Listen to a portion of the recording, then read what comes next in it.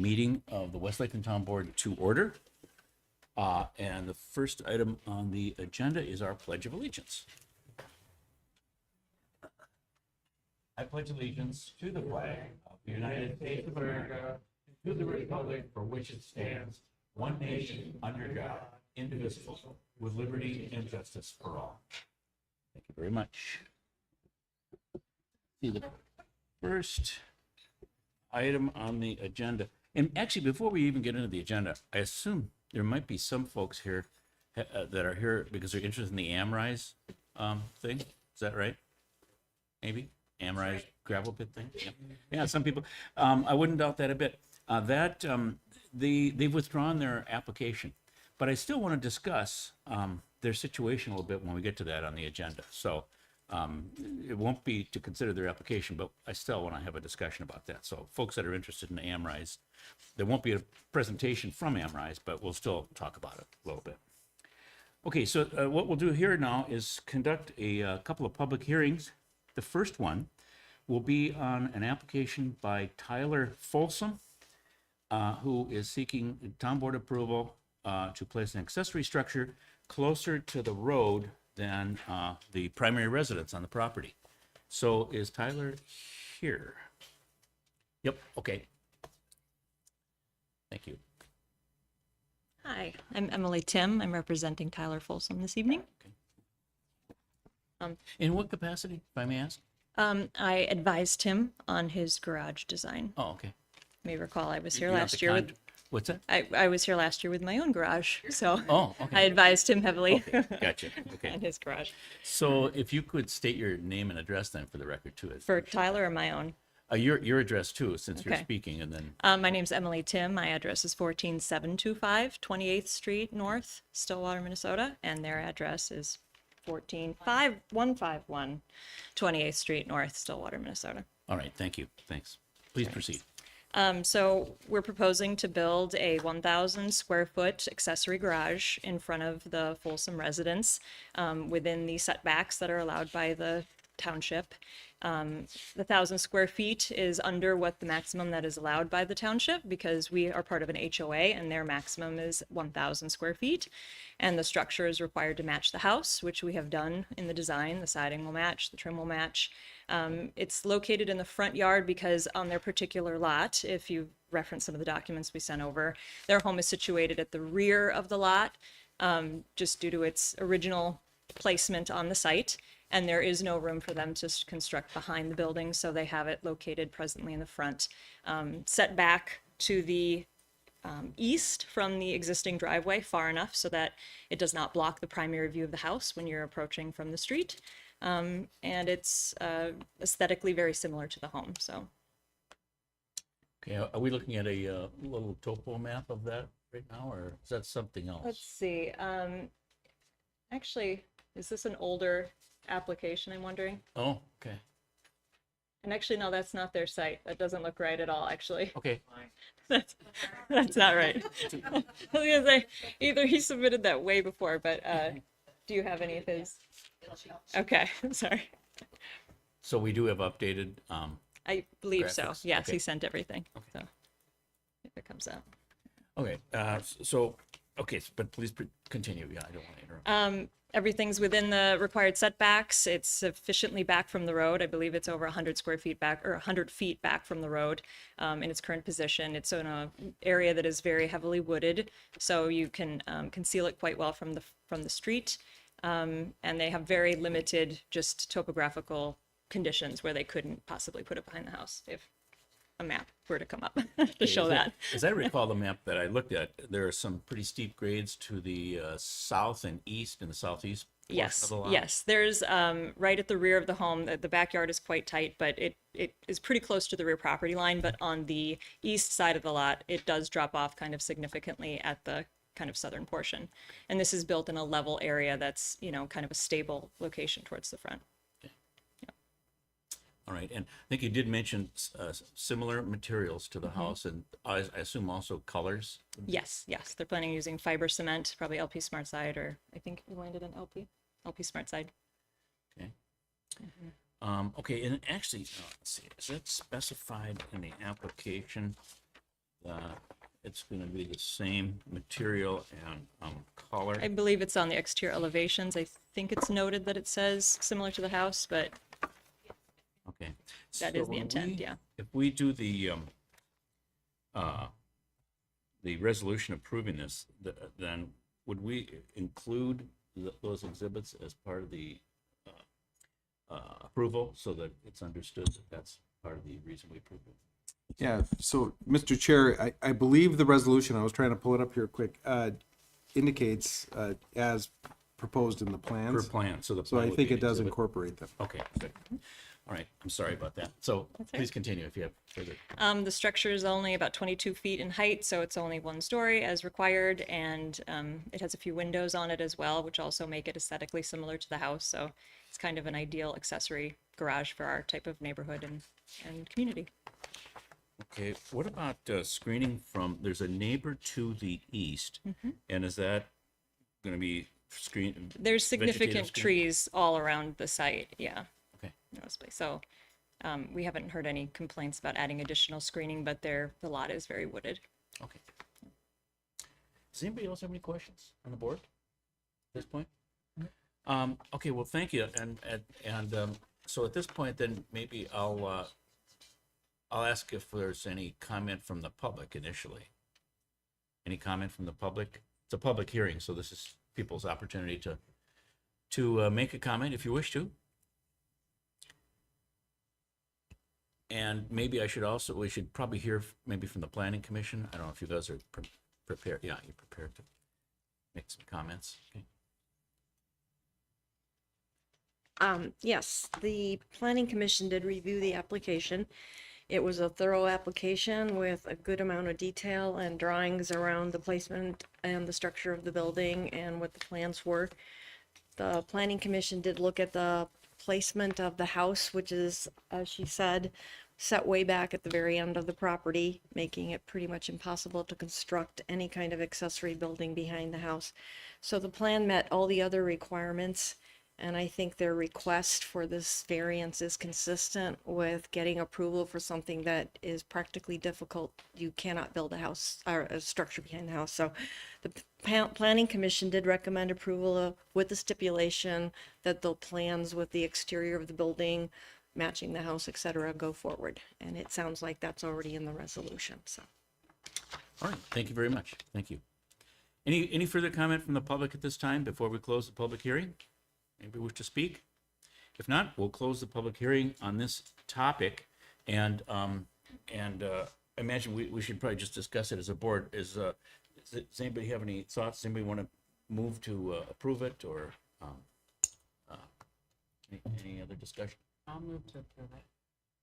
I'll second. Moved and seconded. Any discussion on the approval of this resolution or this application? Any thoughts? Well, yeah, one thing we talk about screening a lot, and this property as it is right now has, a lot of trees and stuff, but if someone were to move in and decide they don't like trees and cut down a bunch of the trees, we don't have any like provisions for maintaining the existing amount of screening. I don't know if that's good point. something if that's reasonable, and not particularly for this because we don't have time, but if that's something we want to consider long term, because it is something we consider when we approve these, but it's not necessarily like a permanent.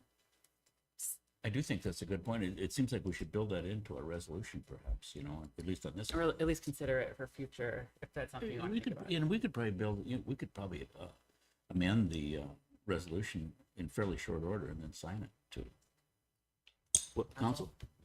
Yeah, so, Mr. Chair and board, if you certainly have an opportunity to, just taking a step back, when I prepare these resolutions, it's somewhat anticipatory.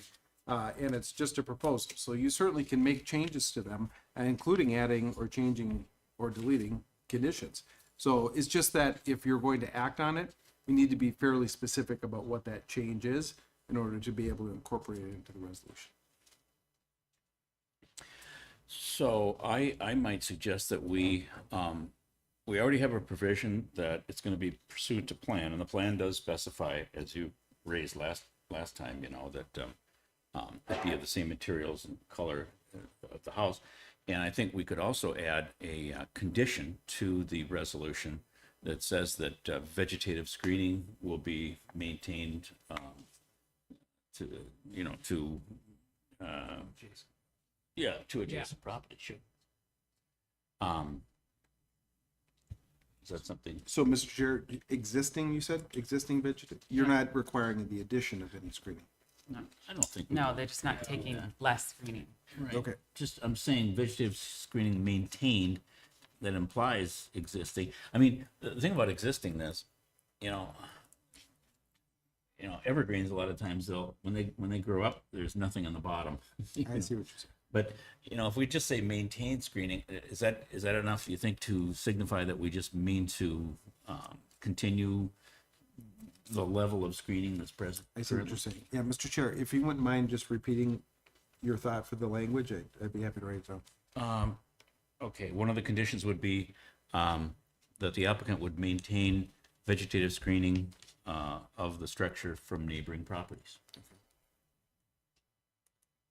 Does that carry through? So like subsequent people who live in the house wouldn't be able to, because it is nicely screened from the road. And, you know, it's, let's say in the future, someone decides to paint it bright pink and mow down all the trees, that might be problematic. I mean, they can paint the house pink if they would like, but I'd like the trees to stay there.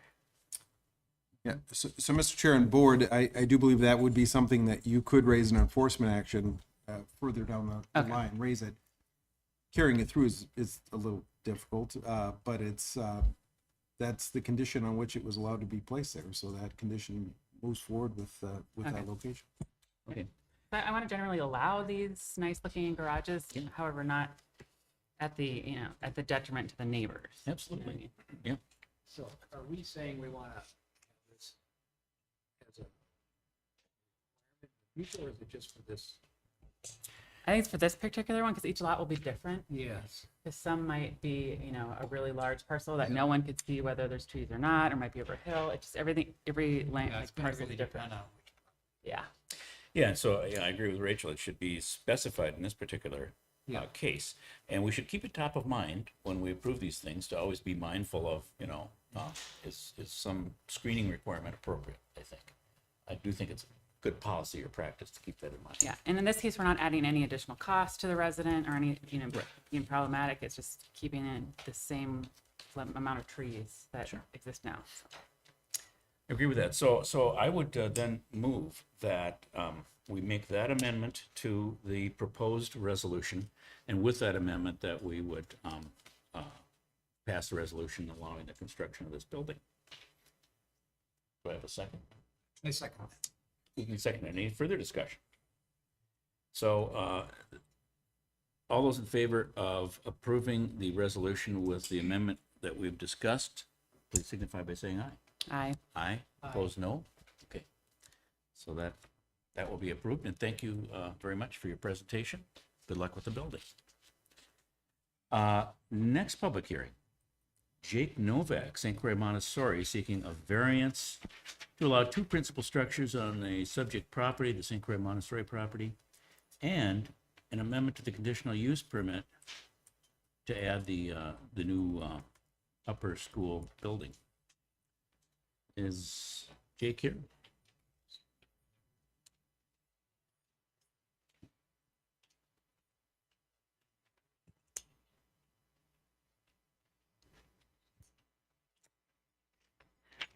Good evening. I'm Valerie Olson. I am the head of school at St. Croix Montessori.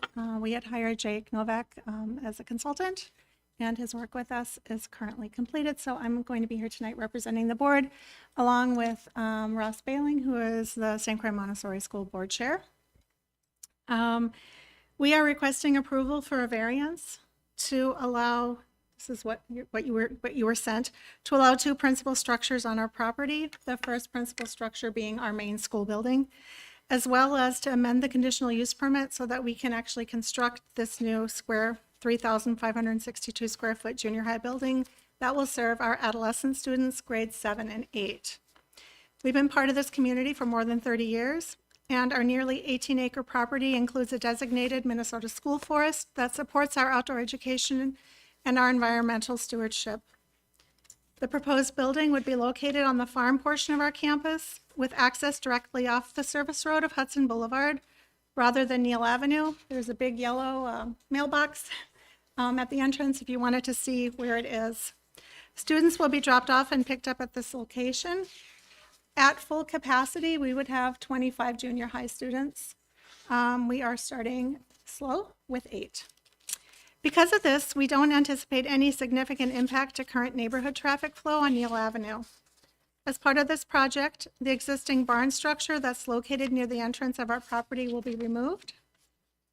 Our junior high program would serve approximately 25 students, and it is designed specifically around a Montessori adolescent model. Montessori junior high programs emphasize hands-on experiential learning, independence, stewardship of the land, and meaningful real work. Students participate in academic studies, but they also will engage in practical responsibilities that connect them to the farm, to the environment, and to those of you all in the community around us. The design of the building and program reflects our commitment to create a thoughtful, developmentally appropriate learning environment for adolescents while remaining respectful of our surrounding neighborhood and our natural setting. That's what I have to say. Okay, thank you. All right.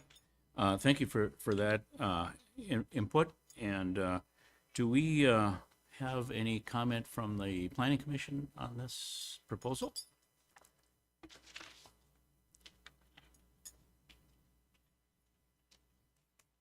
Yes, you shall have planning commission input. So, Okay. this request was first brought to us in December of 2025 with more or less a request for what the plan would have to look like in order to move it forward. The school has met with our planner. Their request obviously was to open a secondary school on the property. And the town planner met with them and laid out what would need to happen in order to do that. So the process included amending the CUP and a variance to allow a second main structure on the property.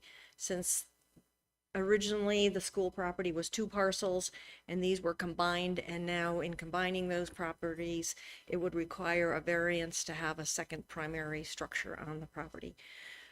So that is the procedure that they went ahead with, was to ask for an amendment for their CUP, as well as getting a variance for a second primary structure on the building.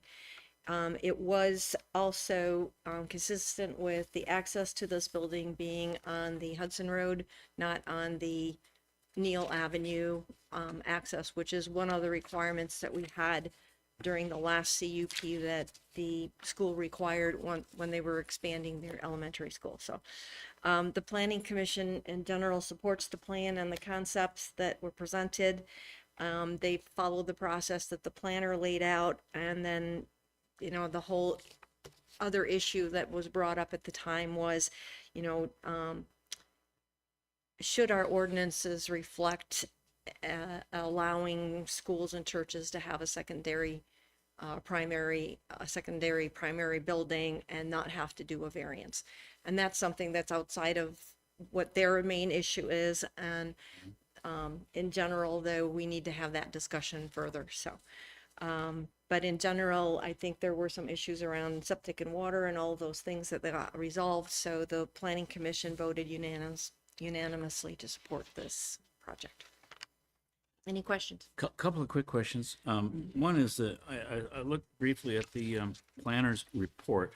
It looked as though she was suggesting that some further information would be helpful, and I thought maybe that was for her to reach her conclusions, but maybe I misread her report. But it sounded like she was looking for maybe some more detail about number of students, number of families, potential traffic impacts, I guess.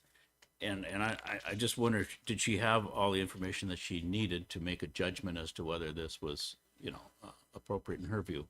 I know what you're saying, Phil, because I looked for her recommendation on that report too, and I did not see the actual recommendation. So I'm assuming that consequently, they have had that conversation and laid out the plans. This was the only time it came in front of the planning commission. Right, though. okay. And then that leads me to another question. I thought maybe somewhere in the minutes or something, I thought the planning commission had suggested that they coordinate with the county.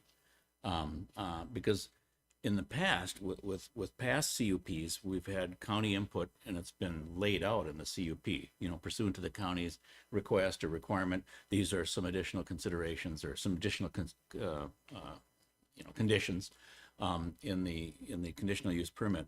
And I just saw a flurry of emails come through. I don't know if you're even aware of it, but from the county saying, we can't respond, by tonight's meeting. We have questions and concerns about septic, suitability and capacity and so Right, forth. and I guess traffic, other things like that. I assume that those were taken care of because they did not come back to the planning commission with that information. So I could have spoken, when I saw it on the hearing, I was actually a little surprised because there was not another visit Sure. with us to review it. So I understand your concerns. Okay, all right. Well, thank you very much. And they would have to answer to whether or not those things have been addressed, so. Sure, and maybe I should ask for a little bit of, if you have further comments or? No, that was it. I mean, the intent of the planning commission was to support the project and move forward as long as all of those things were done. Sure. I assumed since it was on here and it was a hearing that they had been addressed, but they did not come back to the planning commission with that. Okay, thank you. So. Thank you very much for your input, appreciate it. And maybe could you address the coordination with the county and where that stands and so forth? So the letter that you received, we received at 4:30 tonight as Sure. well, which I was a little bit taken aback because I think that the public hearing announcement was sent out April 27th, so it's unfortunate. I can respond to the septic. We're working with Jesse Klopner of Wastewater Design. We've been trying to do everything by the book and not put the cart before the horse.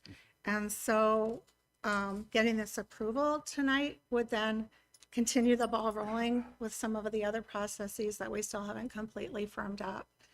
Jesse Klopner will be providing us with a plan probably by the end of the week.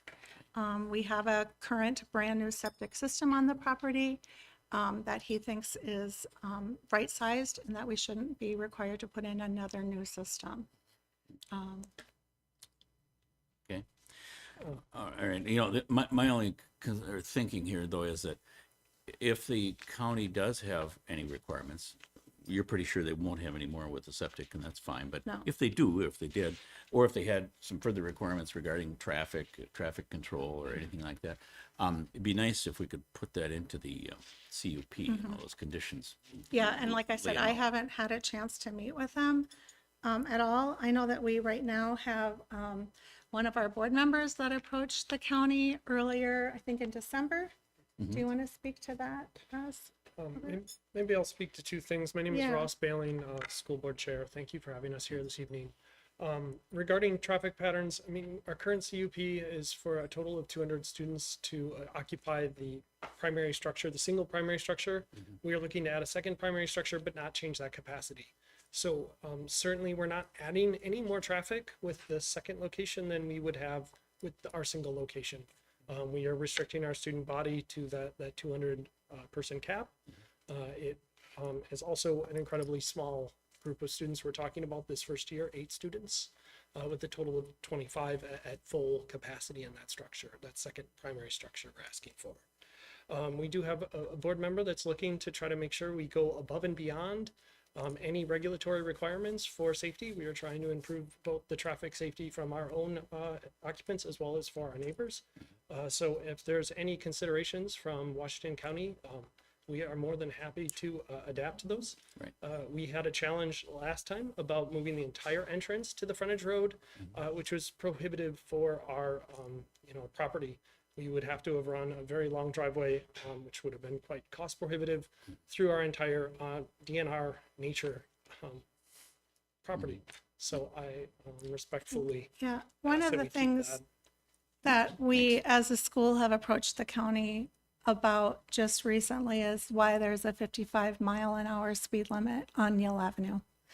And that is what we're trying to work with the county to see if we can have that brought about and have a change brought about, because it's not safe for any of our students. It's not safe for you residents who are walking your dogs on the side of the road.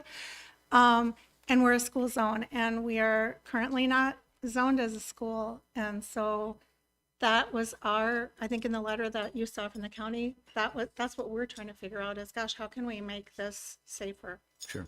Okay. All right. Thank you. Thank you both.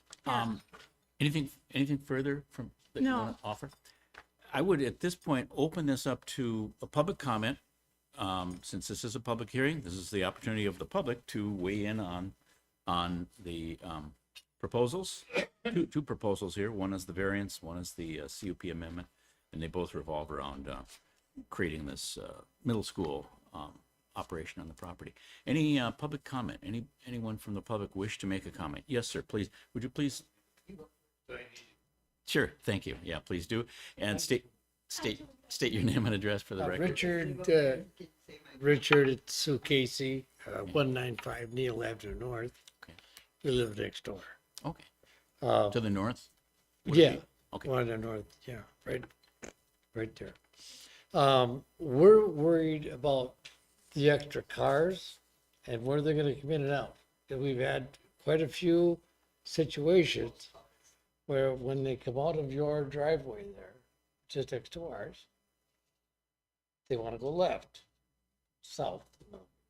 And we want to go down just 10 feet over where your driveway. Even though we're in the middle of the road and not in the right turn lane, we're still on Neil. And we turn the blinker on and they don't understand that we're going to turn into the driveway here. I've had over 4 instances already where people have come out of your driveway in front of me trying to make a turn. I've slowed way down. Well, what are you doing? And my daughter and my wife, quite a few times now. We're hoping that this new entrance, Especially our driveway. I mean, you guys stop, we don't have a stop sign, so I don't have to stop to go south. You guys do, they don't stop. Bam, I was that close yesterday. yeah, it's been a little scary. I mean. So my the, heart just breaks like that. If somebody gets hurt, it ain't my fault. I and wouldn't wouldn't know, stop. but we feel Okay. exactly. I think you need to try it. And- Okay, Ken. here's what I want to do. I want to hear you out, sir. Okay. And then maybe I have another question for the Montessori folks. so are you saying that you're gonna try to redirect traffic into the We don't. south frontage road that runs south? That junior high school building will be down at the farm. Mm-hmm. Those 25 students will be getting dropped off along But when they come out, well, so then when they come out of the driveway, it's still the same problem. they're gonna come out. We're not having. Oh, you'll be able to use that frontage road to drop off. Okay, well, that helps solve some of our problem. Okay, It- okay. Here's what I'd like to offer. I would actually like to suggest that since the county intends to look at traffic, maybe we could give the county this gentleman's name and maybe contact information, if you wouldn't mind providing that to the clerk. Because I'd like to provide your name and contact information to the county so that you can, the county is the entity that's got to look at the traffic patterns and so forth on, especially as a county road, Yeah. And so it would be good for them to hear, I think, your It's concerns. like an hour and because- a half in the morning, about an hour and a half in the afternoon. Okay. Only takes 10 minutes to go kabang, and that's, we're worried that,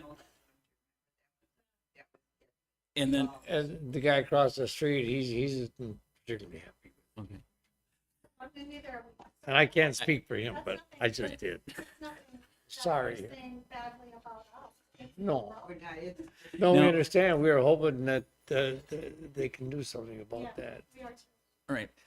Thank you. Anything right. further? I don't think so. All right, sir. Thank you very much for your comment.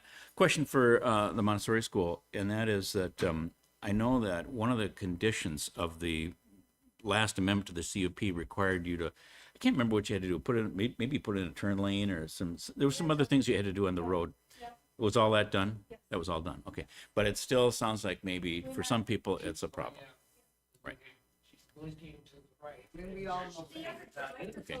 People online can hear. Can, yeah, Oh, yeah, could you step up to the mic? if you have more comments, yeah, thanks. Yeah, we did everything as we were required to do. Okay, so the changes that were required to be made have been made, Absolutely. but it sounds like there might still be some traffic issues Yeah, there. if we could get everyone And to so slow maybe down. if the county's gonna be taking a look at traffic, I'm thinking this might be a good time Yep. for them to take that into account as well. That's all I'm Absolutely. thinking. Okay, very good. Thank you. Just location wise, the entrance would be at that lower driveway on the frontage road for clarification. for Right. The new building. Okay, right. All right, any other public comment? Anybody else want to offer a comment? Yes, sir?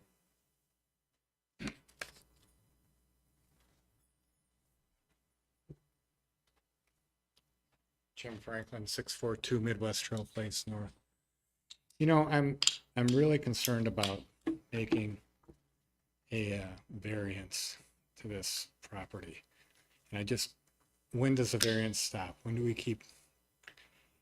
There's many people that want variances in our township. And I think the original purpose of it, the original CUP, I think making a variance should be looked at way closer than we are here. I'm not saying it's not a possibility to build this, but what if they want to make it bigger? Is that possible? I don't know. You know, my street has potential traffic coming up and down it from there when they pull out of there. I'm just saying, I don't know the legality of granting a variance and how many times you change a CUP. I don't know. So I would request that you look into that legally. Thank you. All right, thank you for your comment, appreciate it. Any other public comment that people would like to make? Yes, please, step up to the mic.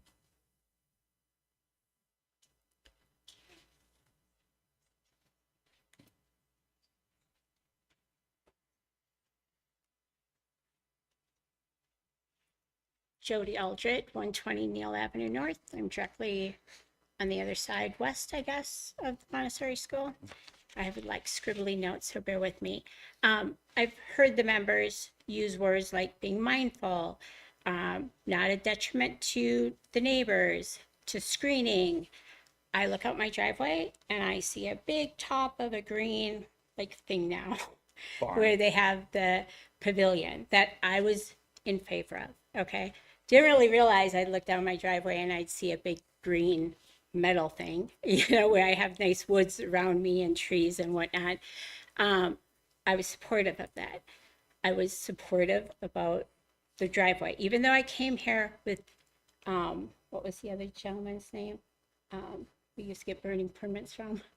Dave Schultz. Dave Schultz.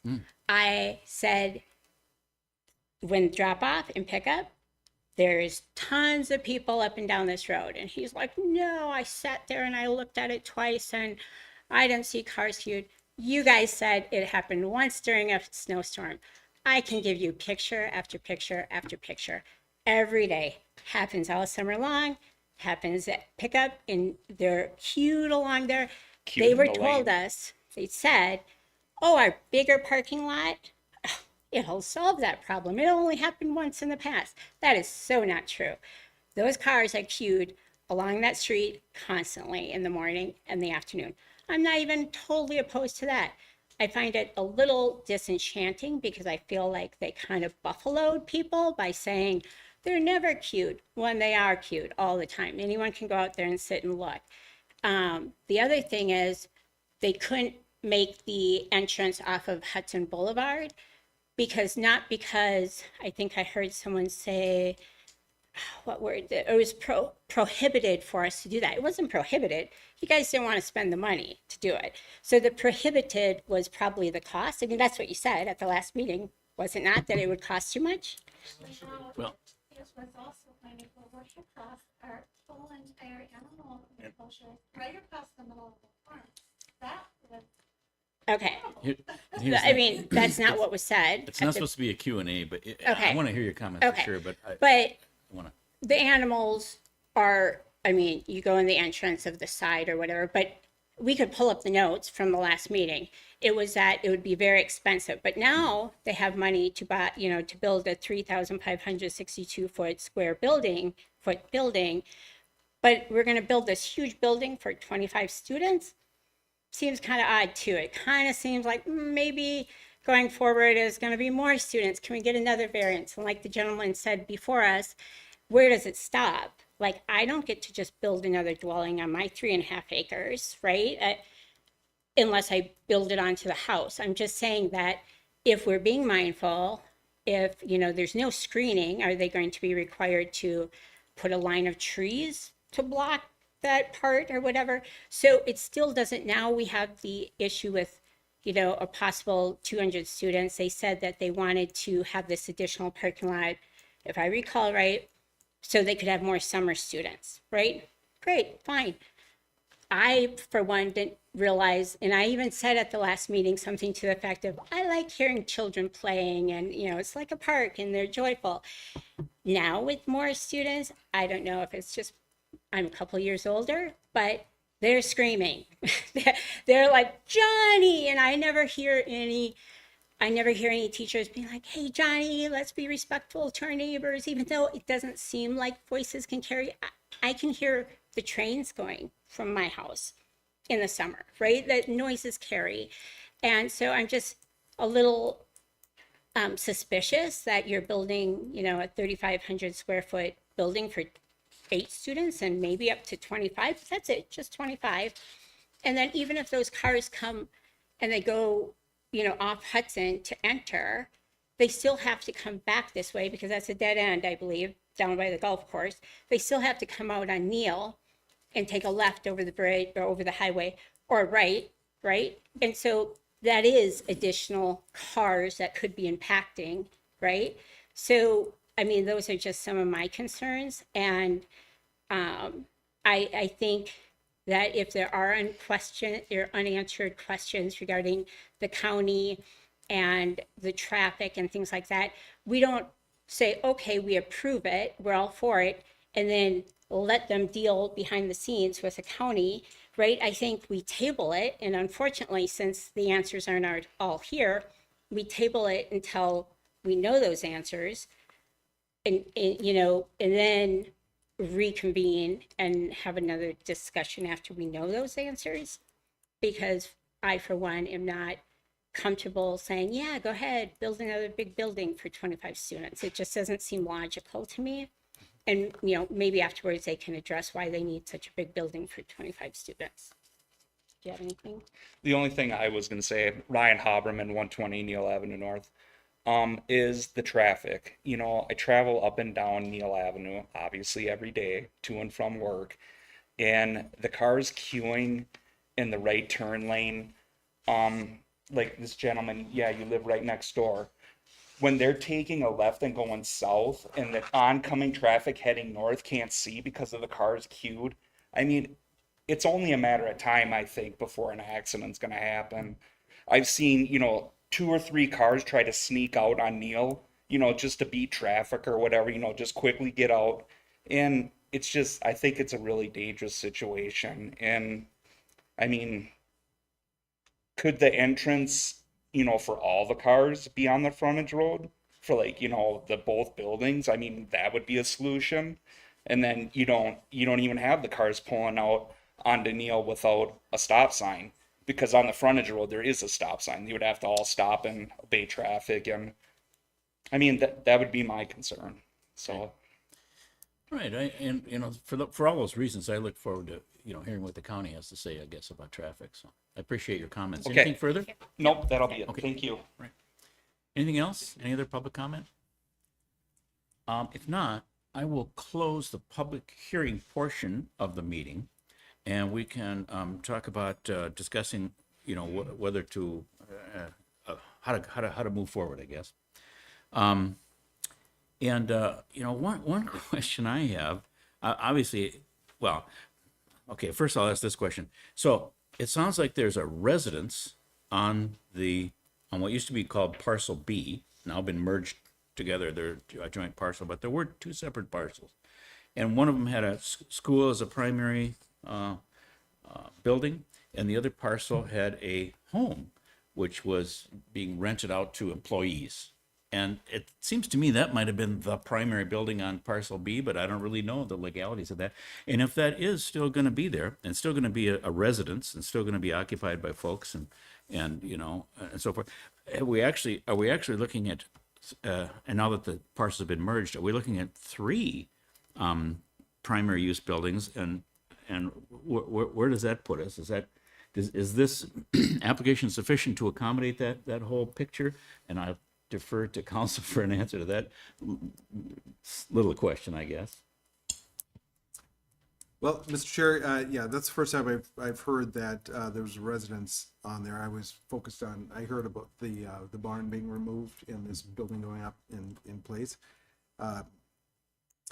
I mean, I think the idea behind the variance is to enable this building to be built. Yes. We certainly could add language to further clarify that, but the variance would allow this building to go on if the board grants it.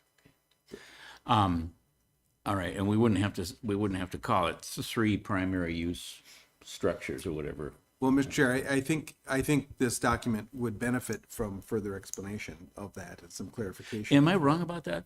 Yeah, there's no. It's a farmhouse. Our junior high would actually, we had a junior high there, 9 years ago. Hmm? Oh, yeah, right, yeah. 9 years ago, when I took over as head of school, there was a junior high in that building that we closed 2 years after I took over because we didn't have enough students. Since I've been there, that has not been a residence for anybody. Because in the current CUP, it says it's a residence. No one lives there. Okay, well, that needs to be amended then, I guess. Okay, and then beyond that, my next question is, for everybody, I guess, is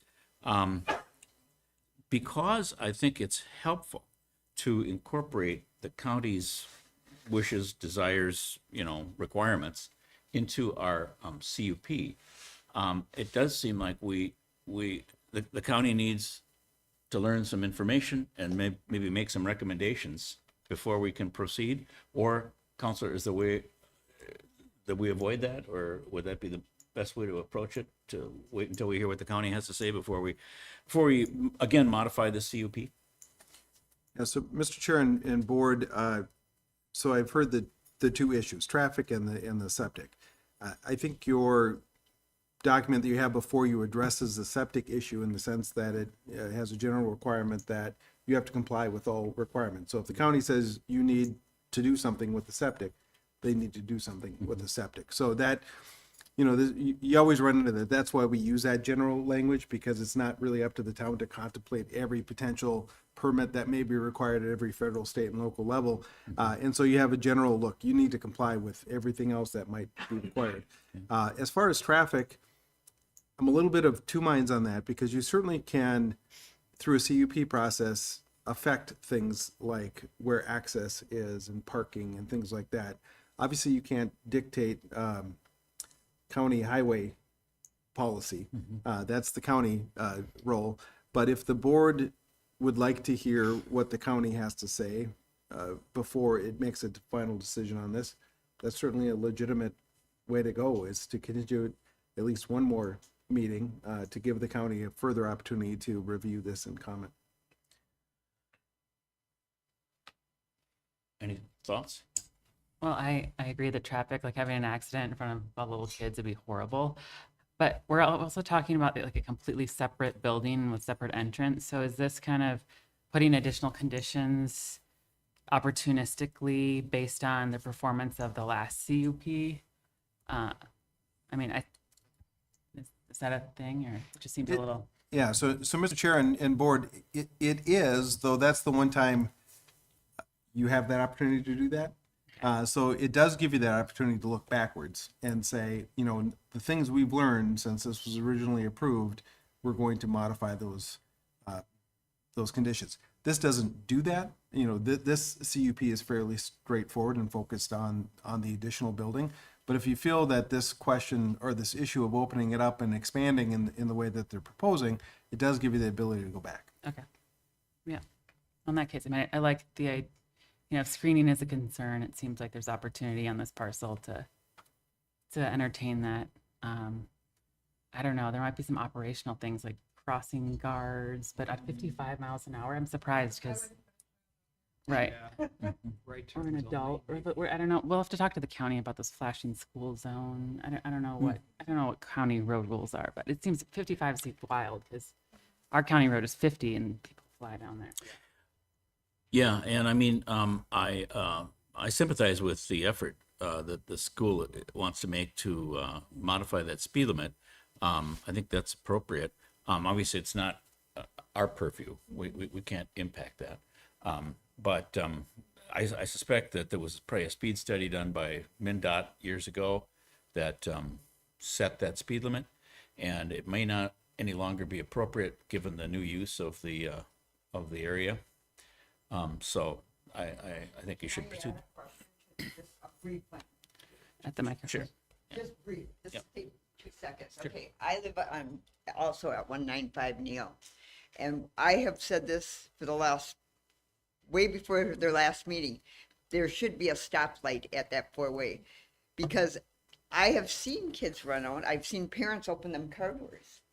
And that's why I propose they need to look at putting stoplights. If they're gonna have kids and people park, because even if you park there, you come over that hill, you're not gonna see somebody pulling out of their driveway. You're gonna have, not just you guys or us, we're gonna have people from the other side coming to Stillwater or to Oakland. We get a lot of kids that drive down that road that are, you know, high schoolers, permit kids.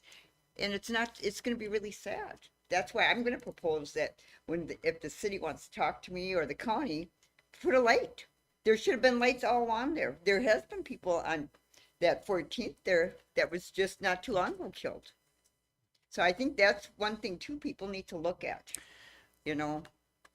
Okay, thank you for that Yep. comment. That's going to be something for the county to do. But yeah, I guess my inclination, but John, I'd like to hear from you too and see what your thought is. But my inclination is to maybe let the county do their analysis, their research and so forth, make any recommendations to us, and certainly let these folks talk to the county traffic people, have some input with them so that they get a better understanding of the hazards and so forth.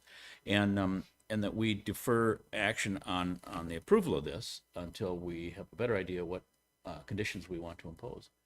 I would agree with that. Yeah, it looks like by putting the new structure up, is it not on? By putting the new structure up, I think it doesn't make the situation worse. Seems to kind of move some of that traffic to Hudson Road. However, I hear what people are saying. I've driven on that road. Traffic's moving fast through there, probably faster since the residence is all along that road, plus the school. So I think it is really important that we hear from the county, and there may need to be some stipulations around how traffic flows in and out of that property before we can approve this. And so I'm going to move that we defer action on this until after the county's had an opportunity to weigh in. And before I do, though, I want to ask council if there's any kind of a 60-day, Yeah, so Mr. Chair, I'd recommend rather than leaving it open-ended like that, just to table this to the next meeting.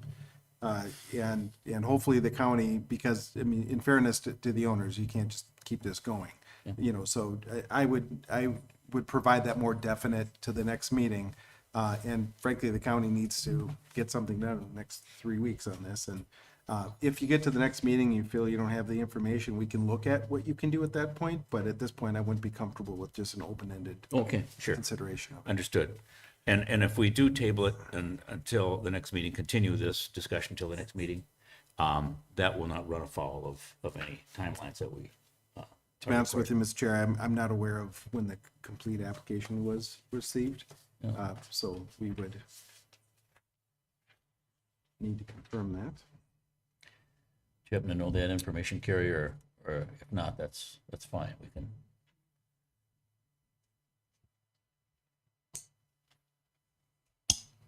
The application was complete on March 31st, Okay, so we would, so to we file an probably extension. need to notify them in writing of the extension. Is that right? correct. Okay, Yep. and then we'll be fine. Yep. Okay, So we'll send you a notice of extension. all right, so, Okay, so May I ask a question? sure, please step to the mic. So then the next meeting, is that another public hearing, or is that just we just come to the board? I think we've done the public hearing. I don't think we have to redo that, right, Council? Correct, Mr. Chair. You've done the public hearing. It'd be up to the discretion of the board whether you want to reopen it at that point, but you're not required. Okay. Okay, thank you. Should we, by the way, if we should reopen it, would that have required a notice that we would then be deficient in not making? No, Mr. Chair, if you continue this matter, then the notice is carried. Okay, all right. All right, so I move that we continue the matter until the next month's meeting. And so that we can obtain the information and the input from the county. Do we have a second? I'll second. Moved and seconded. Any discussion on that? Is Kim on the online tonight or? Oh, I don't know. Does Kim monitor these? Do we know? Anybody know that? Okay. No? Okay. It'd be helpful for some of this more technical things if the planner was. If the planner were here. Yeah. Now, she can review it though, thank heavens, right? Yeah. Because it's on YouTube. So Right. she can review this discussion, even though she's not monitoring it real time. So I have one more. I just want clarification. I asked this on the last meeting. If we approve this cup, say all these questions get answered to everybody's satisfaction, we approve this, it isn't open-ended. That came up tonight in the public hearing, that what's the potential for more structures or changes to that property? I believe when we talked about that last time, that wasn't the case, that it would have to come back once again and go through another conditional use permit. I think two Is that two correct? things. Well, first of all, we build in conditions to the conditional use permit. And one of the conditions, for example, is what is the 200 student max or something like that we've got in there. And obviously they can't exceed that without an amendment. Moreover, I believe this CUP is subject to annual review should we wish to do it. And so that we can make changes at any point in the future, I think, but I'll defer to council. Yes, so, Mr. Chair and board, it's true that CUP cannot expand beyond what's permitted without having to go back through an amendment process or a new CUP. So that gets locked in. The variance only allows the one additional building, doesn't allow additional buildings to be built. Again, that would constitute an expansion and perhaps a need for another variance that would have to come back. As far as the annual reviews are fine. You'll see that, I believe, not in your updated zoning code. It's fine as a way to check in, but it doesn't give you an opportunity to modify anything. What I was mentioning earlier about when an owner seeks an amendment, that's the one and only time you have an opportunity to make changes to the conditions. Otherwise, those annual reviews are, again, check in, hey, could you do this a little bit differently because we received complaints, but it's not a change to the conditions. So the owner can move that we revisit a CUP, but the township can't? Okay. Once it's been issued, it runs with the land. Your ability is to revoke it if there are conditions that are being violated. Okay. And then that's preceded by notice of the hearing before you do that. Okay. Thank you. Any other questions before we vote on this? All those in favor then of continuing this until our next board meeting in June, please signify by saying aye. Aye. Aye. Opposed, no? Okay, so we'll do that. You folks will provide that information to the county in the meantime, and hopefully we'll hear back from the county. Great, thank you. Thank you very much. Okay, let's see, the next item is, oh, yeah, please. Oh, sorry. So, Would you like to step to the, yeah, sure.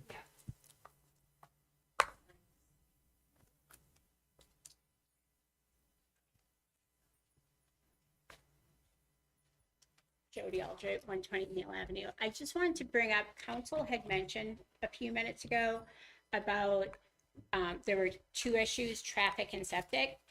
I'm not sure if you quite heard my conversation or the other gentleman over there, but it's more than just traffic and septic. It's also building this building, right? So I just want to, again, you guys said mindful and detrimental to neighbors, but there's several neighbors here that live directly by the Montessori school who are saying, basically that just the building of this additional structure and having that additional okay without additional public, being involved, and all of a sudden they'll start building. It's very noisy when they were redoing the outer structure of it. It was pounding all summer long. So I understand, having it's your guys' decision, but let's be mindful for, even if it's 4 neighbors that are directly by that school that are saying, well, we're opposing it or we're not for this with the information that we have at this time, that then you guys get to make a decision without having us involved. Like, are you being mindful to our opinions on it? And where does that, like, the Montessori's outweighs the 4 neighbors that directly live around there? I guess I'm a little confused where our opinions might come into play. That would have been the public hearing that we just conducted. That was Okay. your opportunity to speak Okay. on the issue. Okay, I was just a little concerned because the gentleman, and I'm sorry, my eyesight, I can't read your last name. I just have heard people say council, but had said there's 2 issues, traffic and septic. And those aren't the only 2 issues here, right? So Those I are 2 county issues because that's their jurisdiction. We don't have jurisdiction over septic or traffic on a county road. So I think that was the reference. Okay. But your comments, I think we might have, I'm not sure, but we might have advanced this for approval without your comments here. So we are very much considering and appreciate all of your comments and concerns. And Okay. feel free to email those at any time. That's right. You can follow up with a written comment too, and then we'll consider that as well. And Okay. if there's continued traffic concerns, or no one wants our township to be unsafe, so we'd love to hear more Okay. complaining or concerns or comments at any time. It's very helpful. Okay, thank you. Yeah, thank you. All right. So the next item on the agenda then would be the approval of the minutes of our regular town board meeting on April 13th. And I only had one very minor correction. That is under engineering road projects, second paragraph, first line in the second paragraph. Mr. Isaacson presented the plans for, it says edge and mill overlay. It should just say edge mill and overlay. Just move the words around a little bit. And that's, let's see, is that the only, I think that's the only correction I had. Does anybody else have any corrections to the draft minutes? No. Okay. Hearing none, then all those in favor of approving the draft minutes as amended, or as corrected rather. Don't we have to have a motion to approve? I move to approve the minutes I'm sorry, second yeah. with the small change. All right. Okay, with that small change. Okay, thank you. We'll need a second. I second. He seconded it. Now we yeah. can vote. Okay. All those in favor, please say aye. Aye. Opposed, no? Okay, those minutes are approved. Thank you. Thank you for correcting. No problem. All right, next would be the treasurer's report and payment of the bills.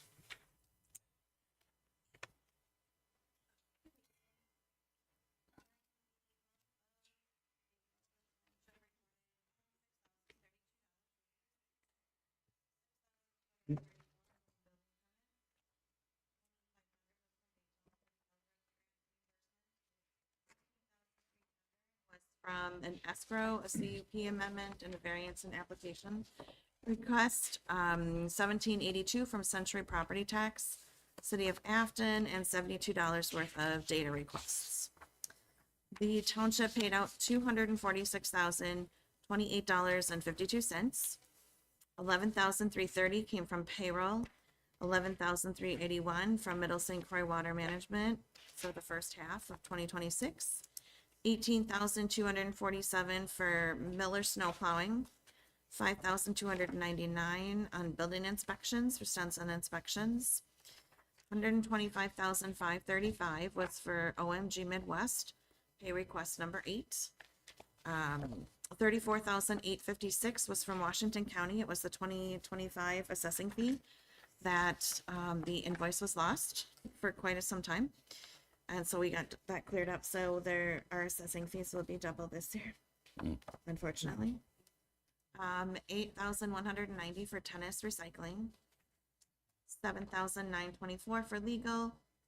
2,374 for salt and sand, and 3,679 for Braun Intertech for road testing, bringing the total current assets to 5,313,555.94. And we are in the clear for the month of May for CDs. The next CD does not mature until June 6th. What was the item that was, that's gonna be double? It's only gonna be double because we missed a payment, and so it'll be double payment next time? Correct. Okay. And the interest rates are holding steady, roughly, more or less? Well, they're coming down a little bit, but they're still good. Thank you very much. Thank you. So I will move that we accept the treasurer's report and approve payment of the bills. Do I have a second? I'll second. Any discussion? Hearing none, we'll need a roll call. Supervisor Evans? Supervisor Dana? Aye. Chairman Moosberger? Aye. Thank you. And then I realize I missed approval of the minutes of our. Huh? So I missed the approval of the minutes of the organizational meeting. So and that was held on April 6, 2026. I don't have any changes or additions to that. Does anybody else have any? No. All right. I move then that we approve those minutes. I'll second. Moved and seconded. Any discussion? Hearing none. All those in favor say aye. Aye. Opposed, no. Okay, thanks. Those minutes are approved. Let's see. Next would be the Planning Commission's report. Back again. So at the April Planning Commission meeting, the commission reviewed the request presented by Noel Molloy on behalf of Lisa Myers for building an accessory structure closer to the right-of-way than the house at 2242 Morgan Avenue North. The subject is on the agenda later, so I will provide the input at that time. We also discussed the request for the modified CUP from Amrise Midwest to extend their extraction hours at the West Lakeland facility for Monday through Friday to be from 5 to 10 p.m. You mentioned that they've withdrawn their thing. I know they were on the agenda, so we can provide input when we get to that item as well. Okay. We also discussed the open position on the Planning Commission and its leadership role.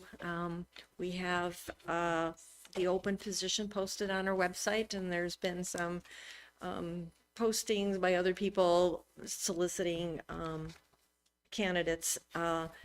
Just as an update, since that meeting, we have one resume submitted so far, and that person was not able to attend our May Planning Commission meeting, which we have done in the past. The process we've used is invite the candidate to attend our meeting and then do an interview at the end of the meeting and then make a recommendation. We've proposed to move that out to June and open up the accepting of resumes until prior to our June meeting. And the person that has submitted the resume is available for our June meeting. So we figured there wasn't any real sense of urgency to push it forward at this point. And so we're hoping that we'll get at least some choice in the matter moving forward, but that's what we decided. The other thing that the Planning Commission done is we elected a new chairperson, which obviously I've been elected the new chairperson at this point. And Del Mishke was elected as the vice chair to continue as the vice chair. So that was what we did. There was one other topic that we got brought up at the Planning Commission meeting, and I know that we've talked about it before and tabled it because we didn't think it was necessary, but the whole possibility of data centers in the township came up again, just from concerns from residents and as a rule. And I know there's no large infrastructure. We've talked with Kim. Kim has looked into it as well from other townships in the area.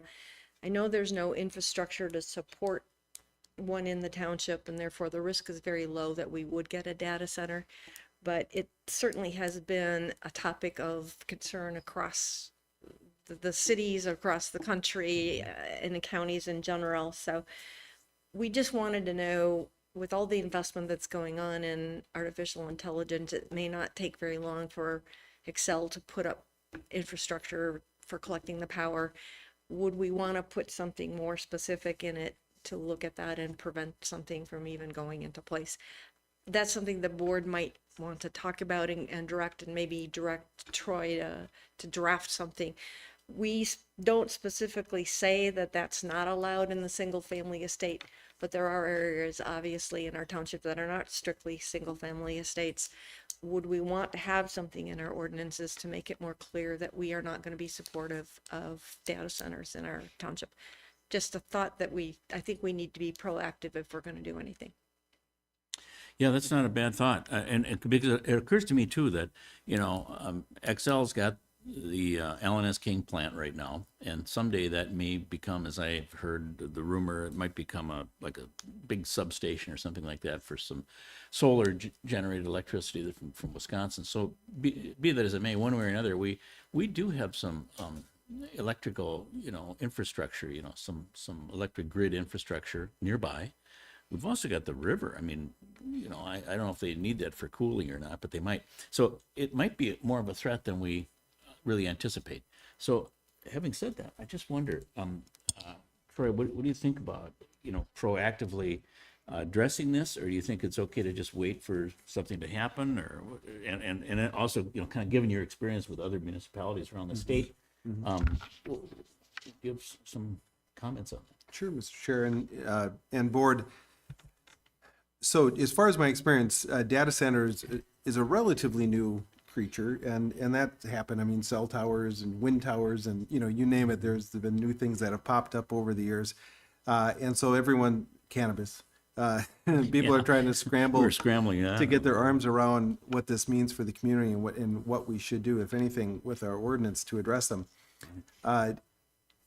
Data centers have become, I've been getting a fair amount of calls on that and concerns, just as been expressed. And I do not see a problem with having language in your code that says, without changing our general rule that if it's not listed, it's not allowed, we want to make it clear data centers are not allowed. And I've had towns do that, not with data centers, but in the past with other things. Look, we really don't want this. Just to make it very clear, there's no room for argument. That use is not allowed in this, or this 3 uses or 4 uses aren't allowed in our town. So that certainly could be something we could look at incorporating as part of the updated ordinance. I mean, we did that around solar power. We did not allow solar gardens and solar farms, so I mean, we proactively was trying to prevent that from happening. So, like you said. So, Mr. Chair, can I just quickly Sure. Of course, the difference there is that there's a protection that goes along with large energy projects. So if you get up to a certain size, the fact that we say you're not allowed in this town doesn't matter. The state really? overrides you. Oh. But that's not true with data centers, at least not right now. So you can zone out data centers. You can't zone out large solar projects or energy projects or transmission lines. Those at a certain level tip into the state, and then they preempt local regulations beyond.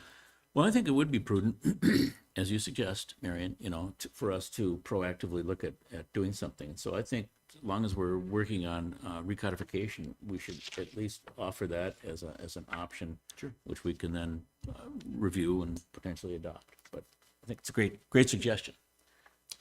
Okay, the last thing that the planning commission talked about is basically perhaps rotating who the presenters at the board meetings are going to be, so that there will be exposure for the other planning commission members to participate, and you as the board members will get to meet them a little bit more, so that I won't be the only voice that you hear, or Dell won't be the only voice that you hear. So we're thinking of looking into that and making this more of a let's expose you to the planning commission members and vice versa. So That sounds like a wonderful suggestion. And congratulations on your new post, thank Marion. you. Yes, thank you. All right. Okay, so the next item on the agenda would be Noel Malloy on behalf of Lisa Myers requesting accessory structure closer to the right of way. This is kind of an informational thing, I think, so maybe you can just introduce us to the concept here. So we're just trying to build a garage at the front of the house within the side parameters, setbacks, and the front setbacks.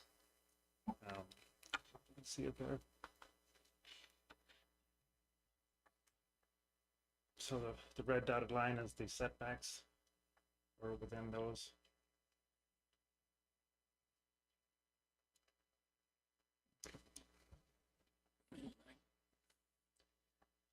Can't really see it all that well, but I take it that the argument is that it's impractical to locate it anywhere else. Pretty much, yeah. I do see some relatively flat land behind the house. What is that gray rectangle there? That's a swimming pool. What's a swimming pool?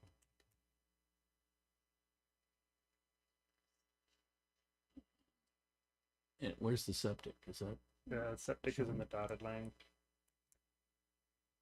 Or with the X going through it at the back of the house. Kind of just down from the swimming pool. Oh, okay.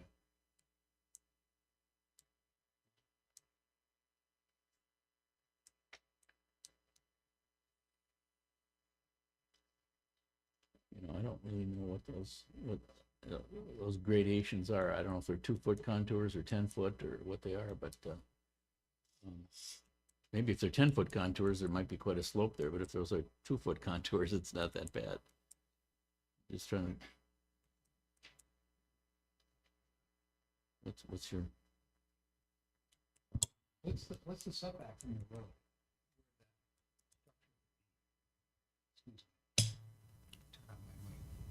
But even the front is 50 feet. 50 feet, so it'll be 50 feet off the. 25 from the side. And fits.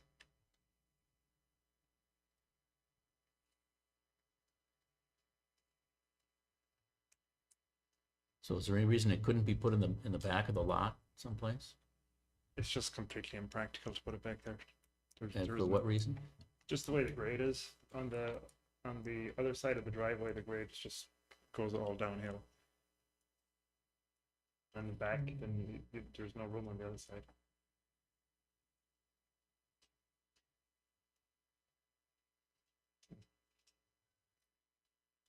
Plus, you'd have no way to get around to it.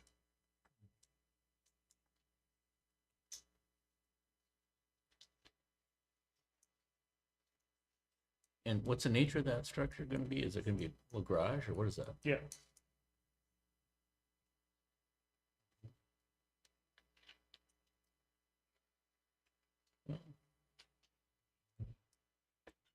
Hi, Mr. Chair. My name is Lisa. I'm the property owner. You had come out to our house for a site visit last year when we were proposing to do it at a different location, and you had actually offered this location as an alternative. I offered this? Yes, you did. Okay.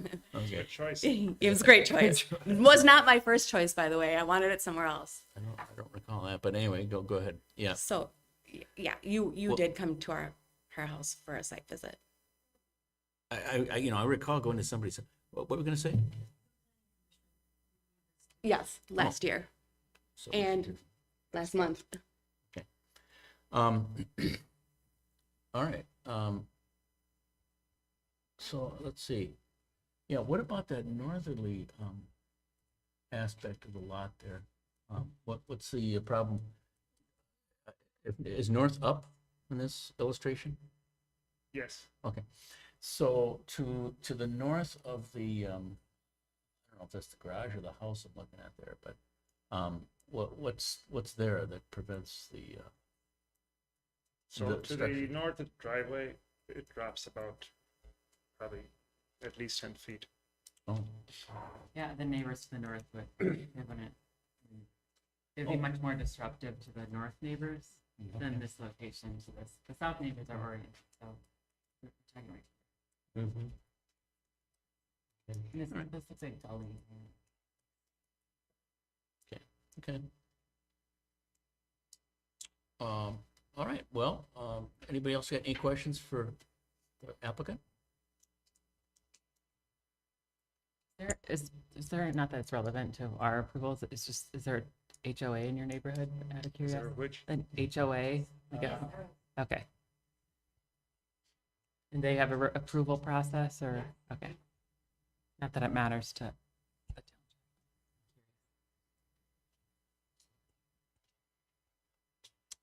Anything, John? Any questions? No, I mean, I looked at the drawings, it looks like you're trying to match it in terms of. Yeah. All the elevations and the drawings here look like they're trying to match it to the house. Okay. So that's good. All right, maybe we should hear from the planning commission if they've already had a chance to look at this, which I didn't realize, but.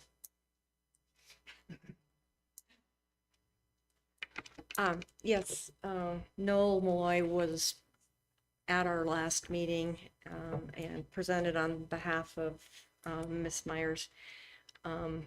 We also had a planner report, which I'm not sure if that was included in your packet or not, that you saw. But the planner did have a report. So the structure itself did meet all of the setback requirements, other than the fact that it would be, closer to the right of way. The practical difficulties involving the septic and the pool and the well and the topography of the land does seem to indicate that, and the planner report indicated that too, that it would be consistent with the intent of the ordinance permitting a detached structure in front of the house. So the plan does reflect an exterior of the building matching the home. So we felt, the planning commission felt it met all the requirements and would be consistent with an approval for this. So the PC did approve the plan for the construction of the building as it was laid out in the plan, with probably the conditions being that they would continue to match that. We did talk about screening, but no additional screening was requested at the time when the PC reviewed it. All right. All right, does anybody have any questions for Marion on this? If not, I would move then that we put this on for a public hearing for our next June meeting. I'll second. Moved and seconded. Any further discussion? All those in favor say aye. Aye. Opposed, no? Okay, so see you in a month. Thank you. Yep. All right. Next item was going to be Amrise Midwest requesting an expansion of operating hours, but they've withdrawn that request. So there's nobody here to request that. But I had a question for council, I think, about this, and that is this. It's my understanding, and Carrie, you can correct me if I'm misunderstanding this and wrong about this, but it's my understanding that at the time the hours, we amended the CUP, I can't remember what year that was, 2014 or something like that, to allow for additional hours, extended hours. The hours had been 7 a.m. to 7 p.m., and we allowed them to operate from 6 a.m. to 8 p.m. By means of a resolution that was signed and passed and signed. However, the discussion in the minutes preceding that was that this was for a special project that Amrise was working on. If I'm correct about that? Correct, yeah. Yep. Yes. And that fact didn't get reflected in the resolution that was drafted and signed. But it looks to me like pretty clearly the intent was that this would be a temporary expansion of hours, not a permanent expansion of hours. And I'm wondering if on that basis we can amend the CUP back again to the original hours. Moreover, the other thing is somebody, I've been getting a lot of emails on this because Amrise was going to ask for these expanded hours. And one of those emails, I can't remember which one, but somebody suggested that the county has some kind of parameters that they put on the operating hours of gravel pits that are kind of, it sounded like maybe kind of etched in stone. I don't really know what kind of rule or law or ordinance this is that they're referring to. But the reference was that the county puts a parameter on the operating hours of gravel pits, 7 a.m. to 7 p.m., which is apparently what we kind of thought Amrise's operating hours were. And would that governed? So those are a couple, I guess they're kind of technical questions, but I'm just wondering if there's any chance we could roll that back. I was a little surprised to see them claim that they had 6 a.m. to 8 p.m. But apparently we did have that resolution that stated that. Yeah, so Mr. Chair and Board, I would discourage you from attempting to roll back the language of the resolution. I mean, well-written, not well-written, that's what was adopted.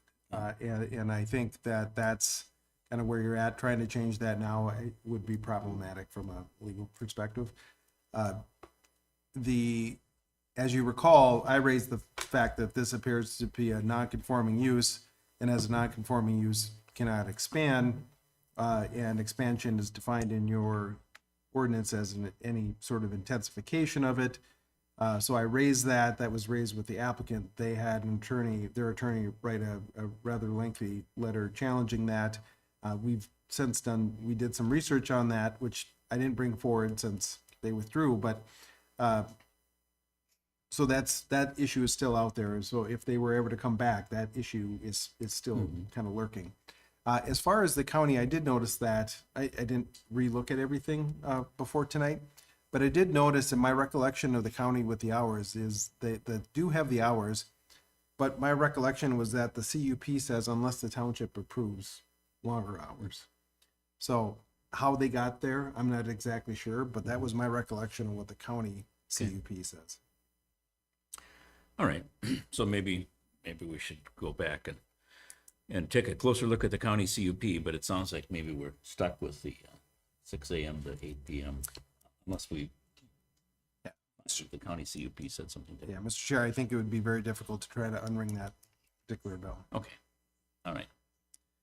All right, anybody else got any thoughts about the gravel pit? Anything to add? I mean, we don't really have the request in front of us anymore, so we don't really need to take any action tonight. But.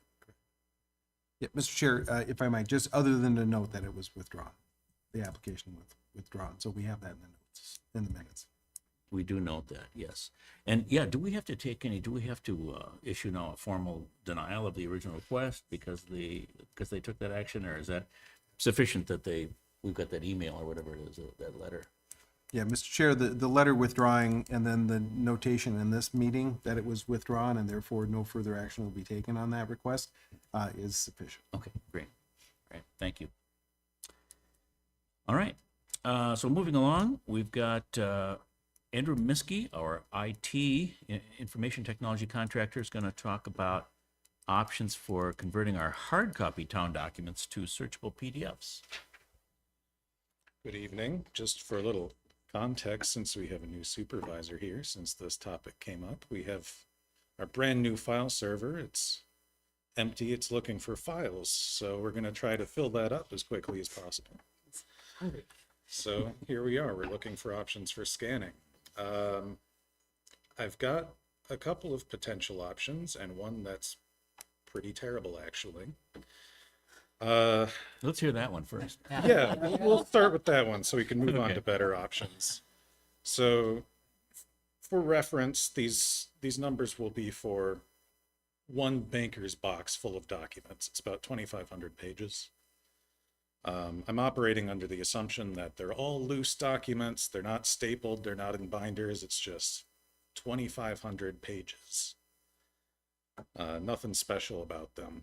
We can drop those off at FedEx. They will run that box and it will cost about $1,200 for a single box of documents with a turnaround of about 3 days. That is by far the most expensive option that I've managed to find so far.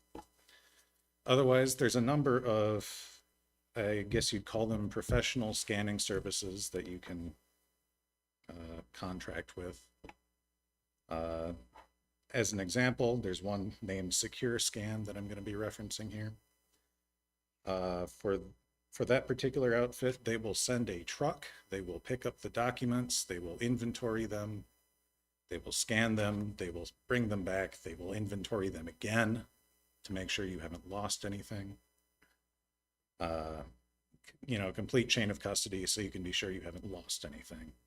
Again, for another banker's box, 2,500 pages, that would be $500, that particular option.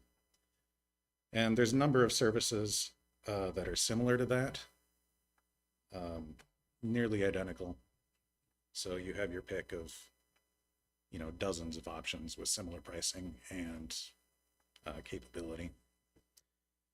Otherwise, one option would be to get our own scanner and do our own scanning and sorting. It's consumer scanners, they run about $100 to $200. I don't think those are really a good fit. They're either not fast or they don't have large capacities for documents, or they seem not reliable. But if you bump up to a more professional model, like Xerox makes one, that would run about $4,500. You can load that up with 500 sheets at a time, and it'll run 2 sheets every second. Run it all day if you're inclined. Long term, my opinion is that would be the best solution for the township, just because we're going to have more documents coming in. We should have something to scan with. And then if we end up running into some weird document that's larger than this thing can handle, we can take that on a per document basis, take that over to FedEx or whatever. Can I ask one question? Yeah. Do we have any idea of the quantity of paper documents that we need to scan right now? How many banker's boxes? Yeah. I don't know. That would be a question for Carrie, I think. Wasn't ready to answer that question, but But it's like that whole office full, right? let's just guess. Or is it more? No, well, there's more. Maybe 4. Oh, I mean, only, if we're pulling them out of the binders, there's a lot of binders. only 4 And pages. who's proposing, doing the scan? Who's doing Probably the like scanning? 10,000 pages. Oh yeah, okay, so yeah, so that's 500 times 4, it's only a couple thousand if we do it that way. I mean, I understand what you're saying. So if it's really only a couple thousand, then we got to decide whether it's worth the extra, $2,500 to own our own scanner so we can scan things as they come in, which I understand the value of that. Yeah. I'm just trying to get an idea of the magnitude of the project if we outsource it. But your point is also well taken, and that is if we do buy a scanner, Who's feeding the scanner? who's going to feed the scanner? Like, And it's not I. oh, I thought it was, I was going to think. I thought. It was, I mean, I do have 2 unemployed high school kids, but they're going to college, so. And I don't think Carrie is volunteered. because one of the things is you use one of these services, whether it's the service or us scanning. Who's going to index it? The service isn't going to have any idea really how to index it, and There's going to be labor on this side of the scanning, no matter how. no it matter what gets we do, scanned. because Yeah. we have to have somebody who would identify, oh yeah, this is a CUP, and here's the name on it, and here's the property address or the parcel number or something, and we'll have to somehow identify that and index it and create a table of contents for these documents. Yep. I'm confident that's an AI solution. See? Oh yeah. I'm sure there's software for that. But going back to the more paper, what are we? I thought we're trending towards less paper. Can I ask a question? We're only talking. I see that. I thought we had. That almost can't be true because we get all those file Yeah, I was cabinets. gonna say, we have a lot of file cabinets and a lot of, we've just got archives of paper that we want to re-archive PDFs, right? A lot of those boxes they're in GBC bindings, they're in folders, Right. there's a massive. lot of space being, used. Yeah. You'd have to pull everything out. So again, that's just a guess. I wasn't prepared to answer that question. So. But it's like less than 25,000 pieces of paper. It's 2,500 per box. Mhm. Sounds right. Yeah, it sounds like it might be right.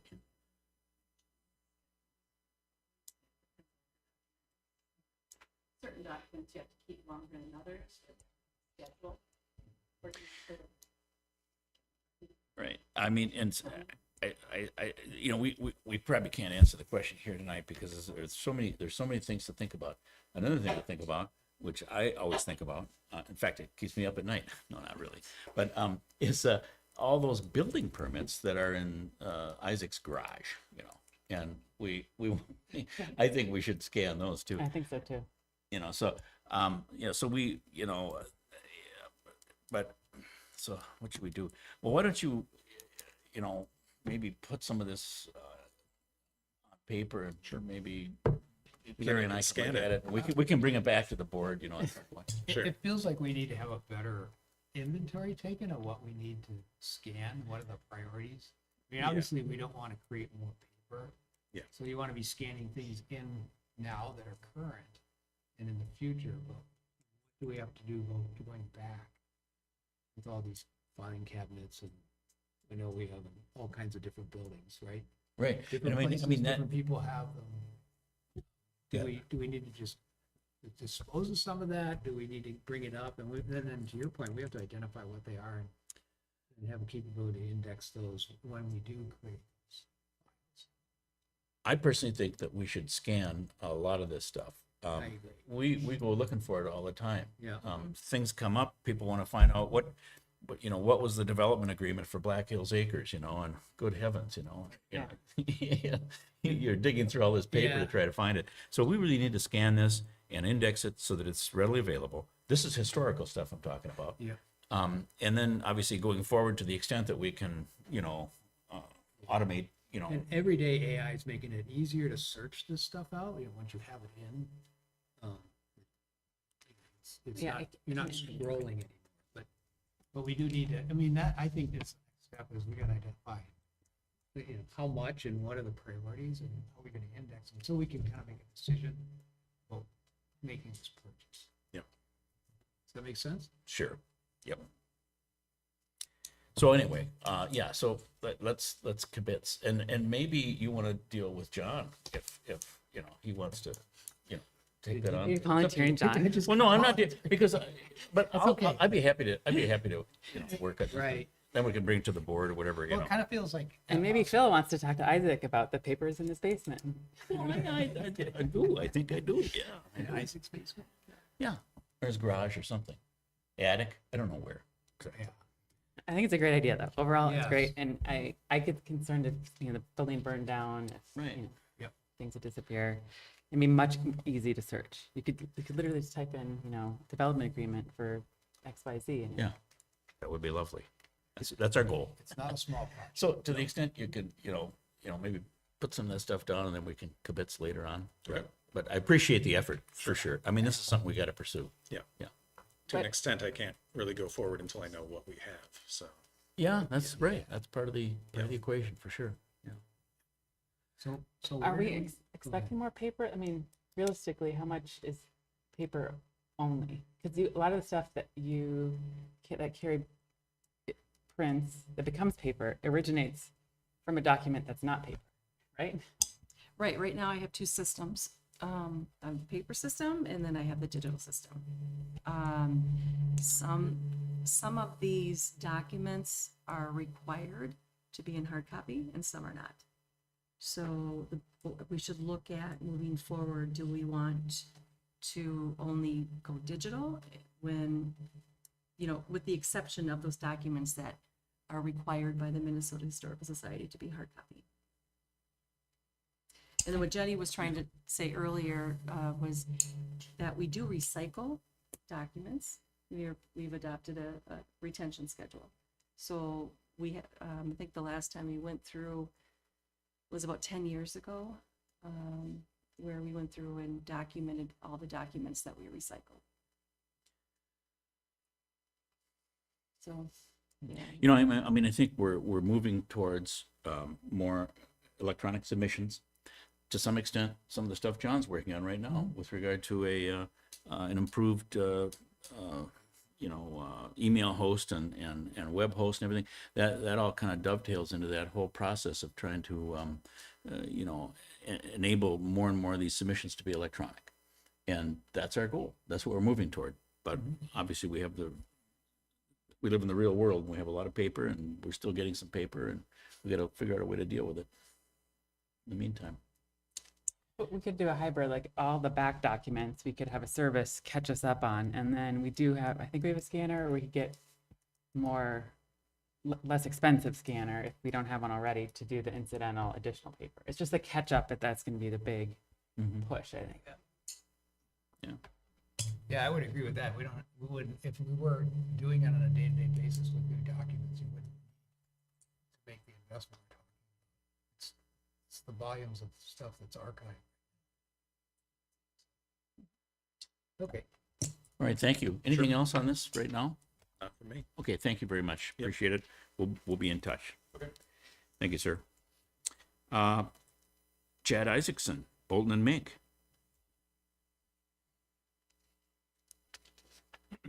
This is about our projects.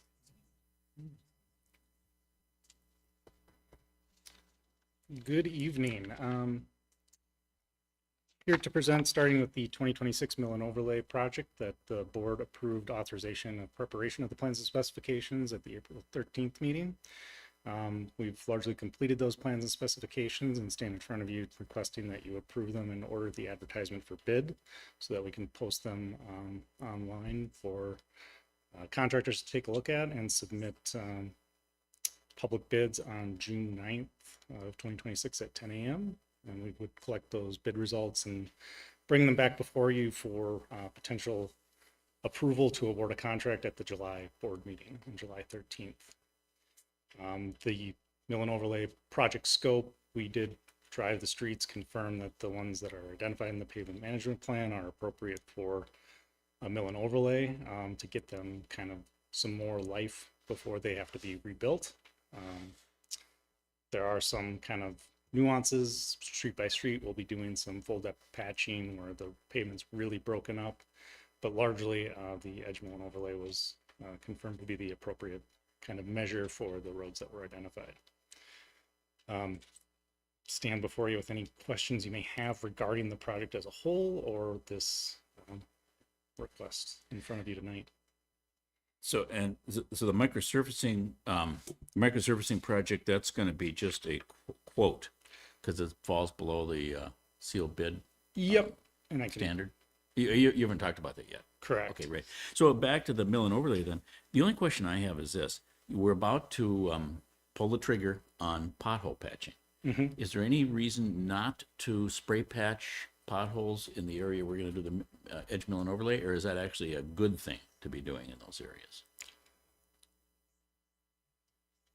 I think that it'd be fine for them to do it, but we should probably coordinate or at least talk with them before, because of the sections that we are doing full depth patching, they might over spray patch. And we're doing those full depth patching for more than just getting rid of the potholes. So it'd be at least a coordination effort that I'd recommend that we'd work with that contractor before they actually perform the work. So Good point. Okay. All right. That's the only question I have. Anybody else? All right. Please continue. All right. So for that one, we do have board approval for the. Oh, yeah. We need to take action directly. Yeah. Okay. So, all right. So I will move that we approve, proceeding with advertisement of bids, approving the plans, specifications, advertisement for bids for the 2026 Mill and Overlay project. I'll second that. Moved and seconded. Any further discussion? No, but I'm very excited that this is like our first pavement management plan managing thing. So we've invested a lot in making a plan, and we're working the plan. So. It's an exciting moment. It is. Yeah. We probably need a roll call. Supervisor Evans? Aye. Supervisor Dana? Aye. Chairman Moosberger? Aye. Okay, so that part of it's approved. Excellent. The other item on the agenda is similarly at the last board meeting, you authorized the preparation of a quote package for the 2026 microsurfacing project. The roads were reviewed in the field and identified that that was an appropriate measure. Staff has prepared a quote package because it does fall below the $175,000 threshold required for public bidding process. So it is a slightly different contract where we would take a small contract form that we worked with council in preparing, solicit quotes from the companies that do this type of work and receive them. The schedule is that we would look to get quotes back in time to present a recommendation for awarding a contract at the June 8th board meeting. So just because it's not the 21-day publicly advertised process, we can get that one back in front of you a little quicker and present those quotes for consideration of approving a contract. And again, stand to any questions you may have regarding this. What was your estimate for that, what that should come in at? We have a total project cost of $130,000, which would include some contingencies engineering. So so we'd hope that the quotes would be right, fall below that. Well below that. Right. All right. Any questions? Anybody else? I will move that we approve proceeding with preparation of the quote package and advertising those and moving forward with that. I'll second it. Moved and seconded. Any further discussion on that? Hearing none, I suppose we should get a roll call since this does involve approval of. Supervisor Dana? Aye. Supervisor Evans? Aye. Chairman Musburger? Aye. Okay, All right. Thank you. green light, yeah. Looking forward to it. Thanks. Okay, next item would be the update on our zoning chapter recodification. So thank you, Mr. Chair and board. Long time coming, but I did submit a draft of the zoning chapter a few weeks ago. And I think the big question is, how would the board like to proceed with the review? Because what I did with that project, the way your current code is set up, subdivision regulations are someplace, one place, zoning is somewhere else. There are other provisions, like up in the kennel provisions, that had some zoning provisions in it. So it was a bit of a scattershot approach to zoning regulations. And so my attempt was to bring all of those together, reorganize them, clean up some of the language, make them internally consistent, and create a more standard, what we would typically see in a city or a town, larger town, frankly, that has significant zoning regulations, to bring those together. But, and it did take a lot of work, but at this point, I consider all of that in pencil. So there are things I may have missed. I'm sure there's typos here and there. So it's by no means a finished product, because I knew very well that it was going to go through review by the town and the planning commission. And we'll try to catch those as we work through it to bring eventually a final product to the planning commission for a public hearing, and then to the town board. Of course, in the backdrop, there's still the rest of the code that'll have to be updated, but I think that will be less labor intensive than the zoning code update, with some exceptions.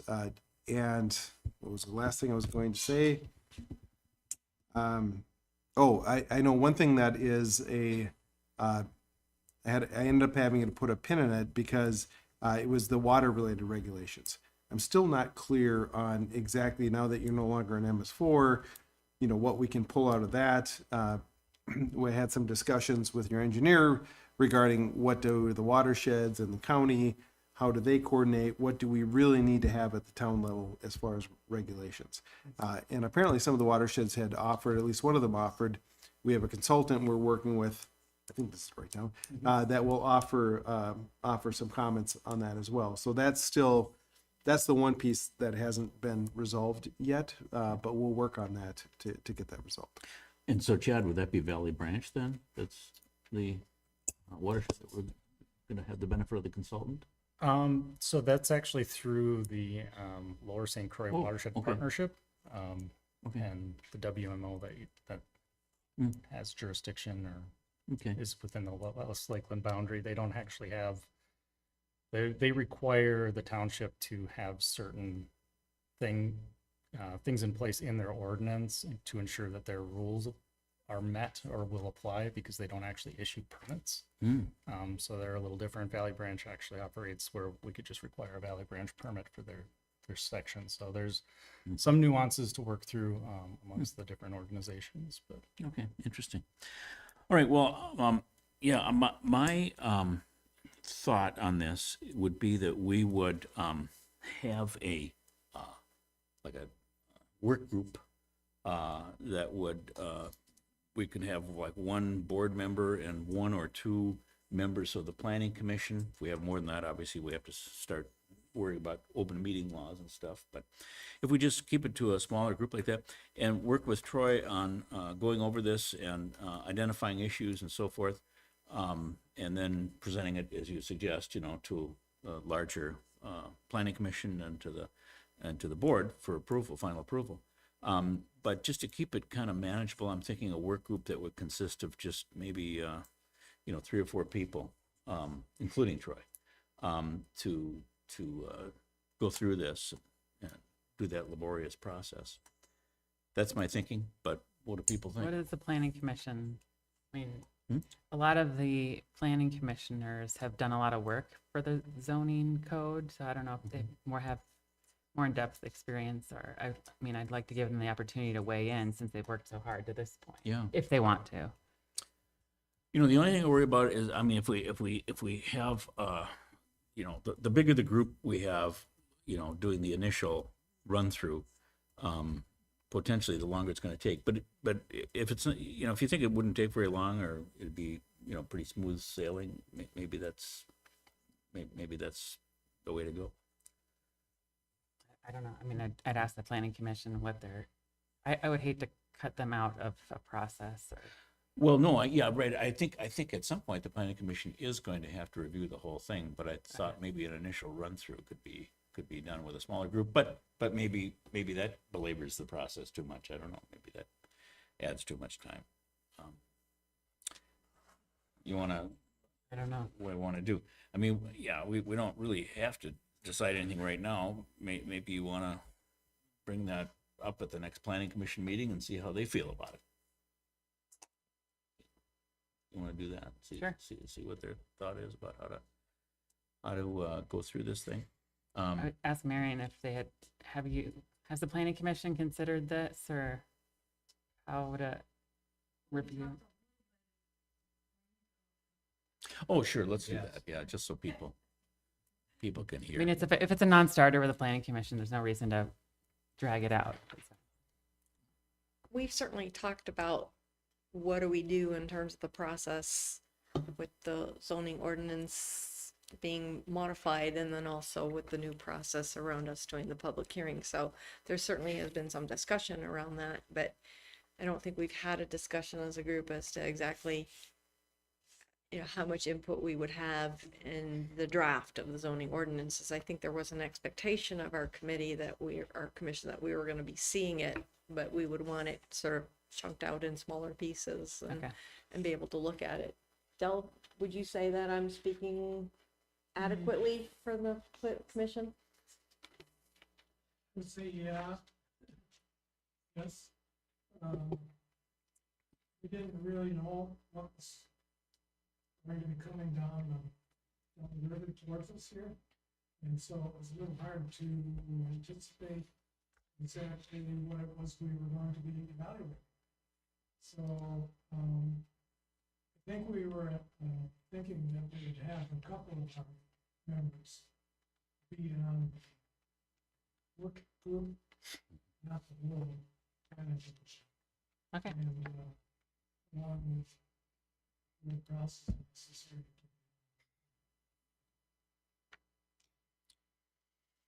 It was hard for us to really kind of wrap our heads around what would be the right process for us as a commission until we knew kind of what it was going to look like and what the rest of it would look like. So maybe you folks want to take some time to think about that. Maybe you want to take a look at the draft that's been prepared. I was going to say, I don't think we've seen the draft yet, so. Okay. Yeah, sure.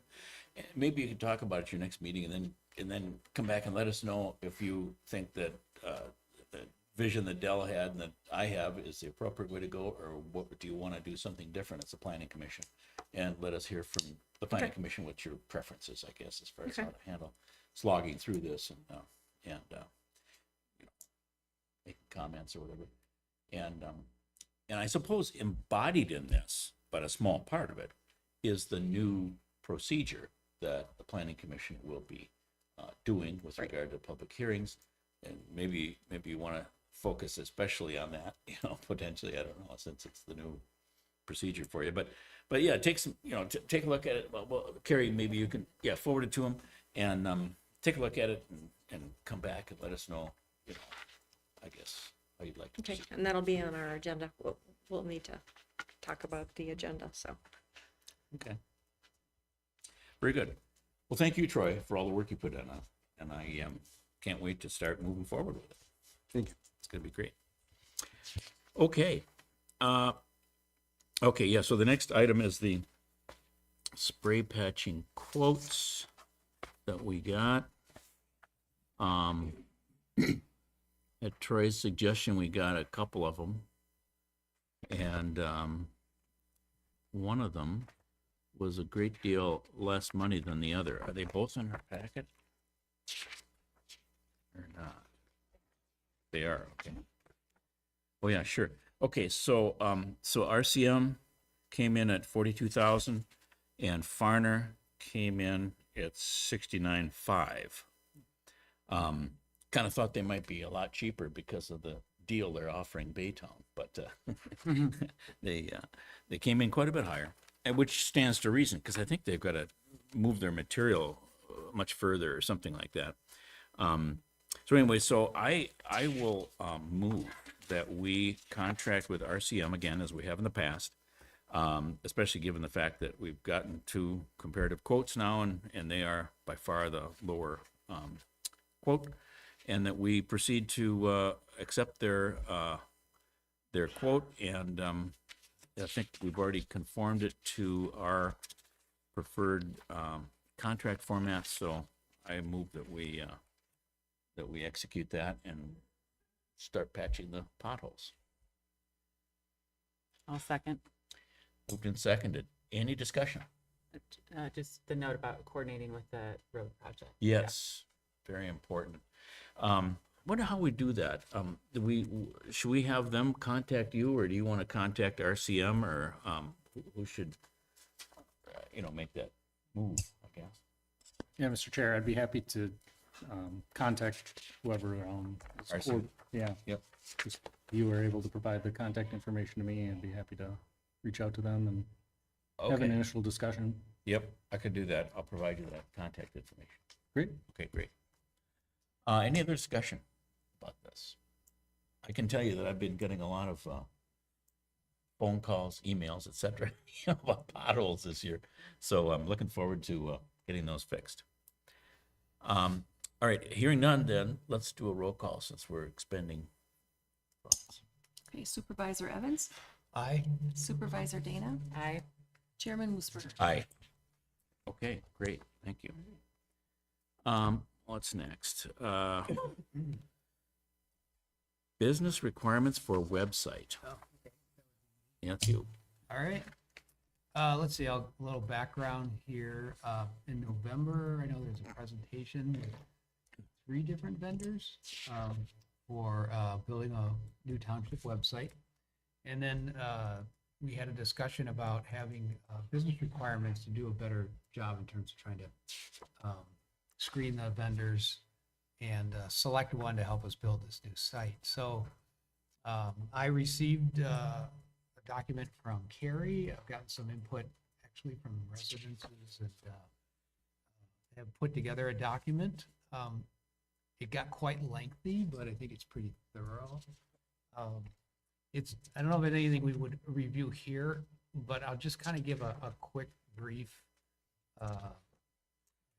synopsis of what it is. So basically, it gives us our business objectives. It talks about what is in scope in terms of building the site, which inevitably is updating the current site and making it much better than what the current site is in terms of managing it and updating the technology.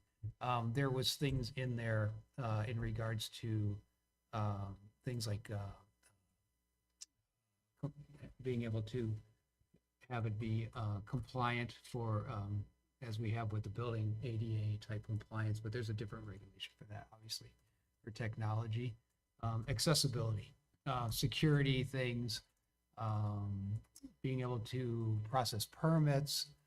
So the document's quite long in terms of what's in there. I even included a site map.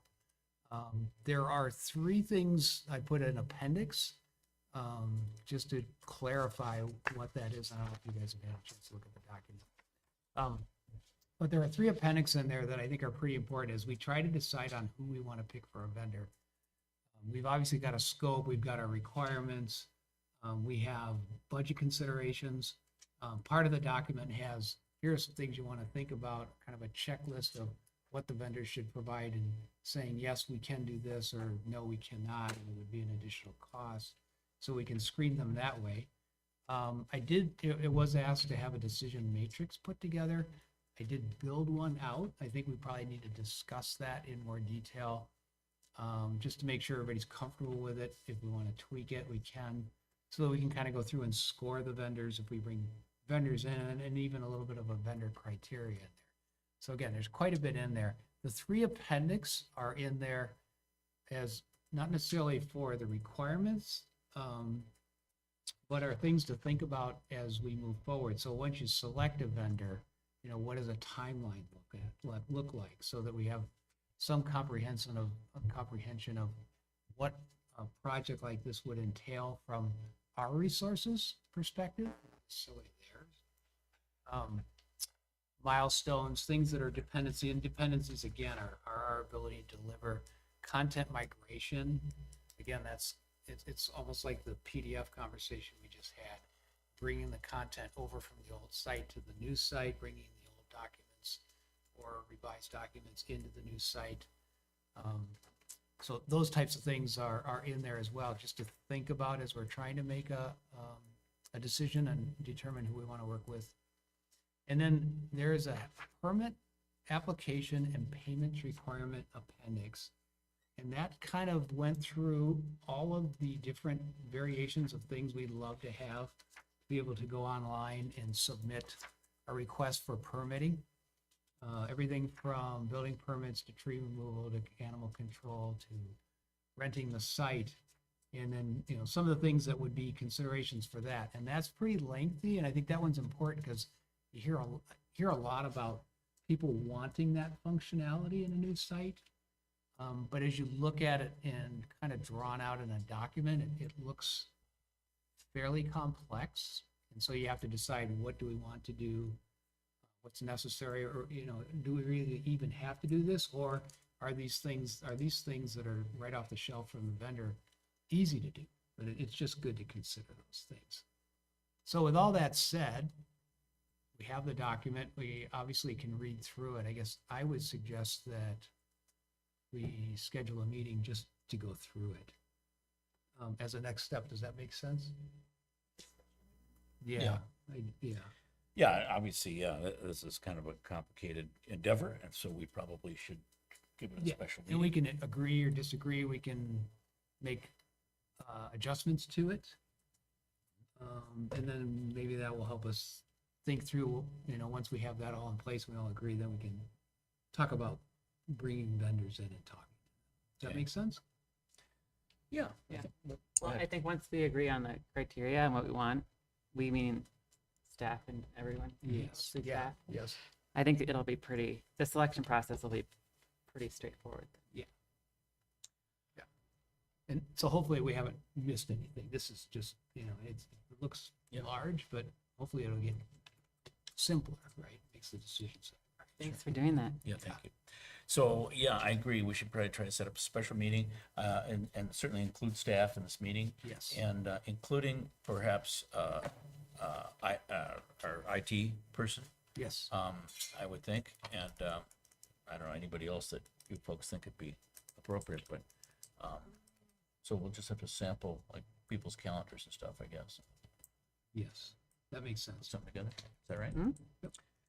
Okay, I don't think that really requires any particular action on our part at the moment, just requires, I'll get an email out. okay. Okay, sounds good. All right. Thank you very much, John. Appreciate all the work on that. Okay, let's see, what's next? Jennifer is gonna talk about the Washington County Recycling Grant Program, or agreement, rather.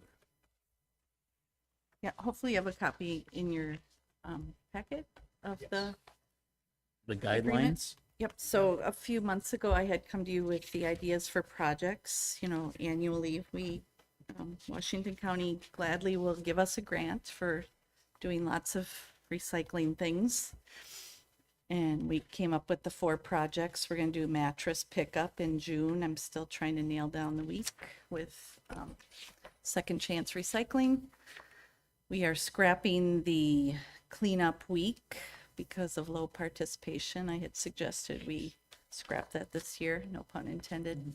And just focus on the mattress recycling because the county will help subsidize that one because that company does so much as far as recycling the product that they pick up. So mattress recycling, I've got it right here in front of me. Newsletter promotion of recycling opportunities, which I stick in every newsletter. I have to go to meetings. Part of the requirement for the grant is I have to attend meetings, county meetings, every quarter at least, and they give me lots of wonderful recycling opportunities that I pass along as I'm able. We don't have social media, so I can't do it that way, but I stick them in every newsletter as often as I can. So they help pay for newsletter costs then. That's part of the grant. The third project that I had presented to you is this year at our National Night Out, we're going to have like an education table promoting food scraps because the county is really excited about food scrapping. So they want you to know how to do it and give you the opportunity to do it and free little kits. And Kelly Stichter is going to help me with that one of our wonderful volunteers in the community. And we're going to do composting education as well. And then the 4th project, they allow us up to 4 projects, is a new compost bin for the town hall gardening efforts. So you had said yes to all those, then I went ahead and I applied. Part of my job is to then apply as the recycling coordinator to the county for the grant money. They approved it. They sent this back. This is the agreement they would like someone to sign in order for us to get the money for this year, and then we can go ahead and do all these fun recycling things. So it just needs a signature. And if Okay, have and you any endorse and questions- recommend all these things. I endorse and recommend. Well, I can endorse and recommend the 4 that I came up with. Yeah. They have a lot of, things they'd like us to keep working on, They have a continuum on the last page of, basic efforts of recycling, which is just like making recycling available to your residents, every other week like we do. And having links on the website about how do you get rid of things? What if you have a refrigerator you want to get rid of? And where do you get rid of this and that? And we have a whole section on the website. So they have some basic requirements I got to maintain. That's Yeah. part of the agreement. Do we ever link to the county's guide on that? Yep, The I do. county has a pretty Yeah, they comprehensive. do have a yeah. handy guide you can type in whatever your item is that you want to get rid of, and they'll point And you then to AI will different. help you figure out where to. Yeah, where to get that rid of would it. be an option too. Yep. Mhm. That's great. So just looking for a signature if you want to accept those grant dollars and proceed with those How much is the projects grant? this year. How much money About do we- almost $8,000. Okay. It's a hefty amount. All right, I assume we probably need board approval to enter into this agreement. So I'm going to move that we do approve this and enter into this agreement with Washington County. Second. Moved and seconded. Any discussion? Hearing none, all those in favor say aye. Aye. Aye. Opposed, no. This does not involve the expenditure of funds, so I don't think I need to. No, you're receiving funds. Yeah, we're receiving funds. You're right. receiving We don't- funds. we So don't need a once roll you call for that. sign that, Chairman, I will then scan it to the county and then they will send a check our way, hopefully in the Wonderful. next month or so. Thank you. Yeah, so make sure I get a copy. See, we all anytime. spend money and you bring it in. I'm so trying to bring it in. I That's, do have a question. Wasn't there a $15 appliance disposal program or something? For the mattresses this year, we're Oh, that gonna, was mattress. residents will have to pay $15 to dispose of a mattress or a box spring, which is a very good deal through the Second Chance Recycling. And then the county is picking up the rest of the costs, because it's not just $15 to have it picked up normally. Did But the they, appliances program expire? it didn't expire. We just decided not to do it this year. Maybe this was before you came on the board and Yeah, maybe you missed that meeting. It was just a lower participation rate overall. This wasn't really, we just decided to take a break this year. And the sanitation companies, frankly, there's about 3 of them that serve our community. They did not like agreeing on a reduced price to pick up appliances and furniture because they actually ended up losing money that week with that event. There was no incentive for them whatsoever. So and then to get them to agree on a price is really tricky. So it was just one of those things that was just more work than it was worth. But any resident can call their hauler at any time and say, I have a refrigerator, I have a couch, and they will gladly charge you and come and pick it up at your driveway. I found a place down in, I don't know, Inver Grove Heights or someplace like that, that if you bring the appliance there, they only charge you like $15 or something. It's just Oh. really cheap to get Maybe rid I of need stuff. to get the And you name can of that watch and them. put You it. can watch them crush your old washing machine or that whatever sounds with fun. their machine. Oh, it's just great. Anyway, it's you can watch. You watch, yeah. And they don't crush it to nothing. But I mean, to pick it up, they destroy the thing. I brought a freezer there. Just pieces were popping off. That might be everything. worth $15 just to watch. Yeah. Well, yeah. By the way, just as a little aside, I just was doing a little research on tire disposal. The Minnesota Metropolitan Mosquito Control something. They used to pick them up if you called them, if you had old tires. Yeah. They would pick them up for free. It says on their website they are not doing that this year, but they're working with counties to offer a day or two where you could bring your tires to a location and drop them off. And apparently Washington County's first opportunity is Wednesday, May 20th. So if you go on the can somebody help me with it? Metropolitan Or you got to Mosquito go to their Control. website. Yeah, if you You go gotta on their go to their website, they have a place for you to sign up. You have to actually sign up, say you're coming, how many tires you have, and then you just show that you're a resident and you can drop them off for free. So that is how you get rid of tires. Yes, ma'am? Oh, What's going to be at our ice cream social? so we're bringing tires so people are welcome to bring their old tires? Oh. They're just going to provide education.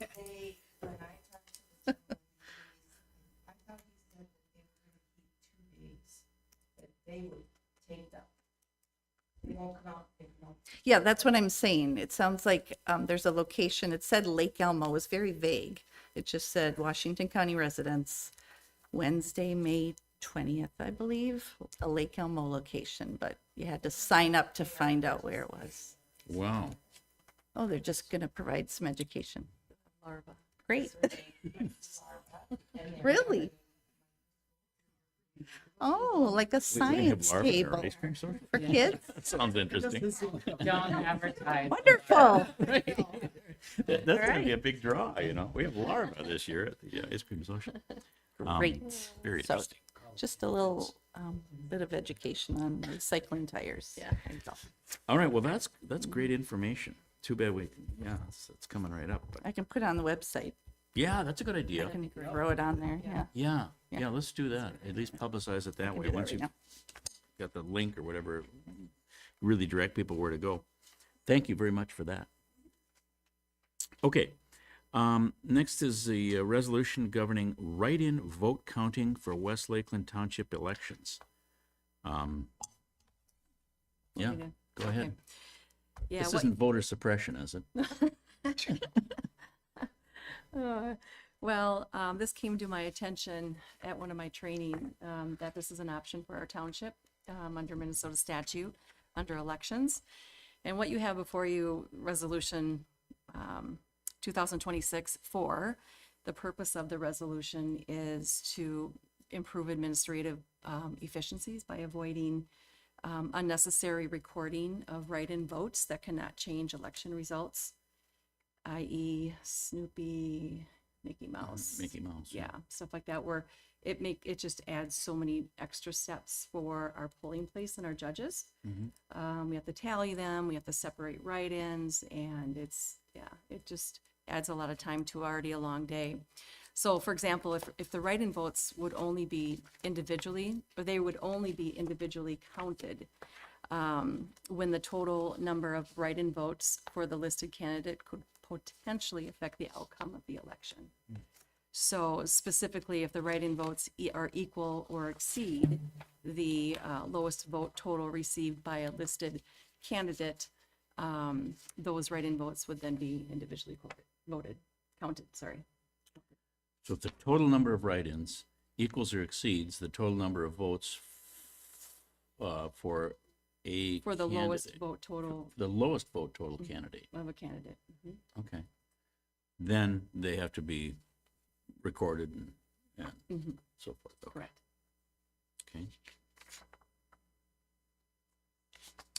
And this is only for local elections, not, And this Yeah. is allowed by Minnesota Statute 204B.09, subdivision 3C. Does that sound right? Okay. All right, it sounds like a reasonable step to take. So I would support that, I think. But, so I'll move that we adopt resolution R 2026-04, which provides that those write-ins don't have to be tallied, counted, indexed, so forth, if they don't meet that threshold. I'll second. Moved and seconded. In discussion. Just like, how do you know if it's close? Like, how do you know if it's not going to affect the outcome? And usually it's only a handful, right? yes, So, I mean- the results tape. Okay. Yeah, it will show how many write-ins there were. Okay. But and you if just it's- don't know what those write-ins are. That's why we pull them out and separate. That- Yeah. Would we still report the number of write-ins, even though we're not tallying Yes. how many were for Mickey Mouse? So, Yes. Okay. We need that for our abstract, our result reporting, yeah, everything. I did not think to vote for Mickey Mouse. well, and we want to, and this does not interfere with the ability of a writing candidate to prevail in an election, which is, you may have been concerned about that. I'm not concerned. Okay. Sounds administratively annoying. Yeah, right. All right, any further discussion? Hearing none, all those in favor, please signify by saying aye. Aye. Opposed, no. Okay, so that resolution passes. Thank you for your efforts on that. Carrie, appreciate it. What else? Old and new business.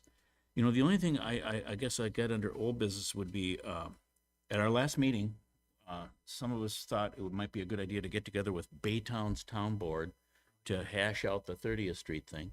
And they have suggested a date for such a meeting, because I brought that up to Nicole. I said, you know, our board would like to meet with you folks and discuss this, you know, just face to face. And, you know, Nicole's response was, well, why would you want to do that? We all know what each other's positions are. And I said, well, maybe, you know, you folks might do a better job presenting your ideas about why it should be a certain way than I've been able to convey it to my board. So, you know, so we should get together to talk about it. Are people still on board with that? No pun intended. On board. Okay. Yeah, we have to resolve. Yes, absolutely. We have to All right. resolve it. Okay. It's a necessary step before the inevitable. Very well put. Yeah. But Phil, I'm sure you're doing a great job Very well put. relaying the Yes. information. Well, But thank you for taking that. Yeah. So the date they're suggesting is June 16 from 5 to 6 p.m. Does that work for people? Or not? Works for me, but Works for me. okay. 5 to 6, you said? 5 to 6, yeah, because I think they've got some kind of a meeting at 6:30, so they want to keep it short. And is council coming? Well, or that's a not? good question. I don't know. What does council think? I mean, should we? Yeah, wasn't that part of the discussion that we bring counsel from both sides? Oh, maybe it was. That was a I forgot. suggestion. Yeah, that. Or engineers potentially? Yeah, so Mr. Chair and Board, I mean, that's up to you. I mean, you could look at it, I mean, these are just my thoughts, but I mean, you could look at it, let's bring everyone to the table, Yeah. engineer included, and see if we can get something hammered out. Sure. If not, so what? Yeah, I mean, not so what, but Yeah. so be it, is what I meant Right. to say. Yep. And, or you could try just the board and see where you go. I mean, it's really up to the board, but I guess my initial reaction is it might be good to have everyone there to see if you can, I mean, if there was already some hesitancy to even meet to have the meeting, Yeah. let's try to make it productive. Okay. I mean, that's. I think that's a good idea. How is your availability and Chad, how's yours?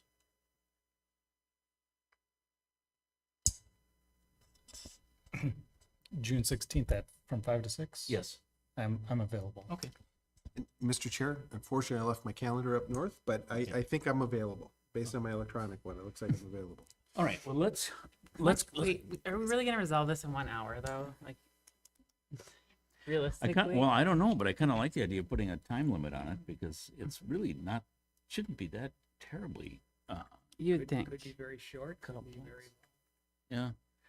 They're the ones with the time constraints, so When's is that they have a meeting later on that night? they've got something going on at 6:30, I think. Planning Commission. Oh, so the building gets used. We could move the meeting. Move it to- here.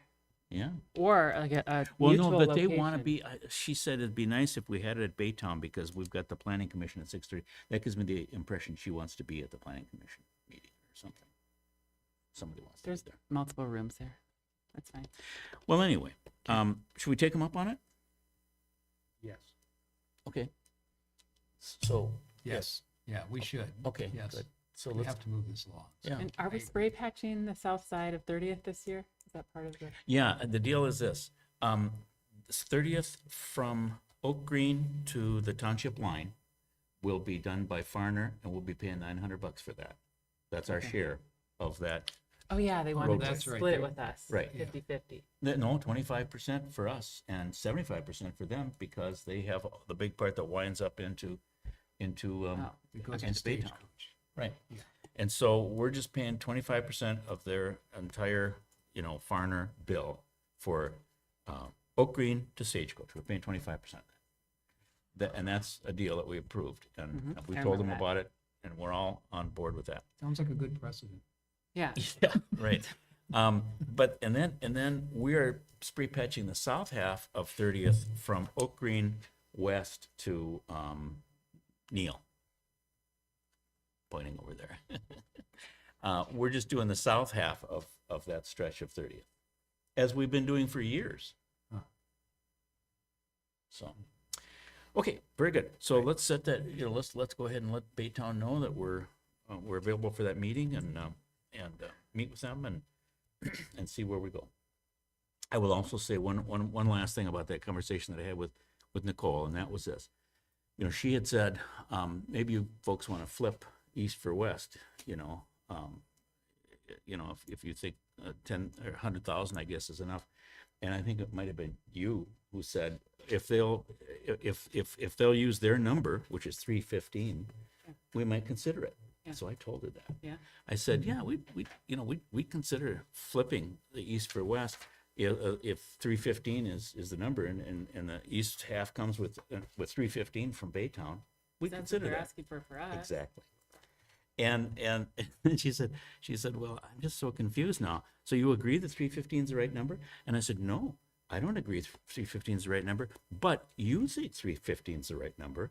And accordingly, if you're willing to switch, we would consider that. given that, you know, you would pay us $3.15. Well, anyway, that's not gonna fly.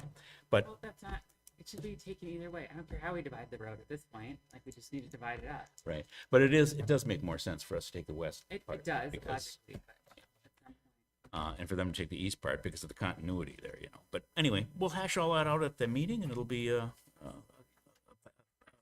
good thing.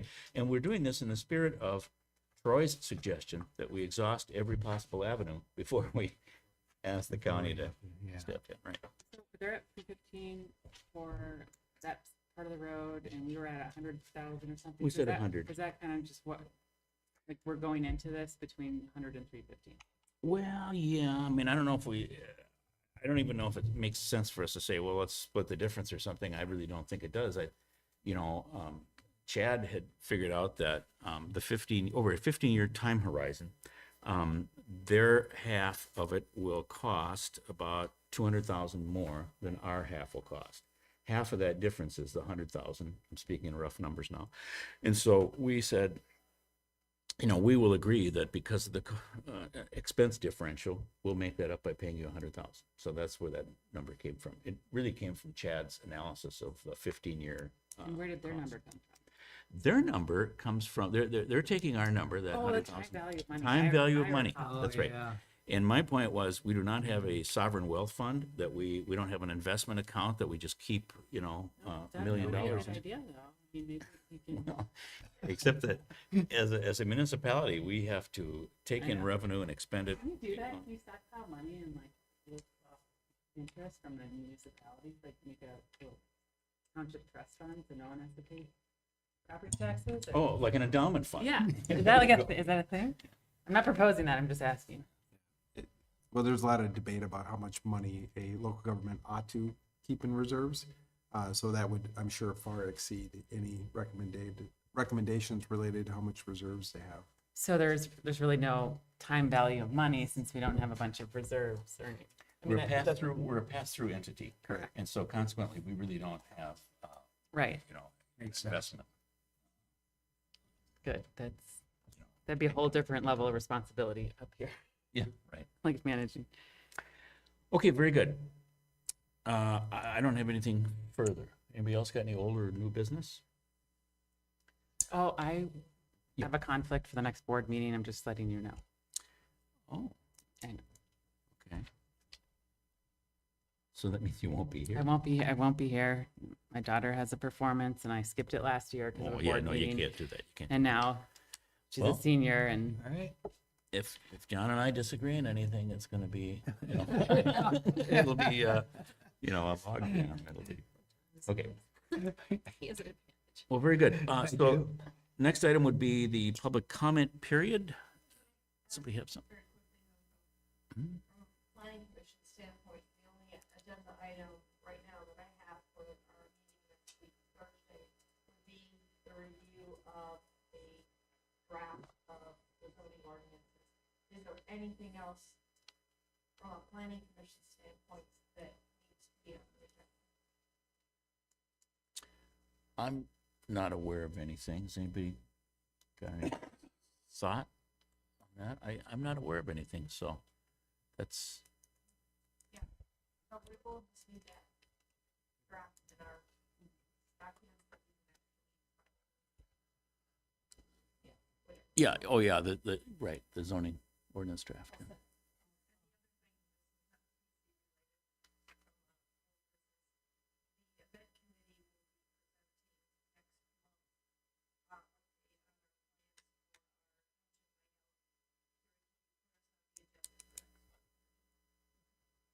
Great.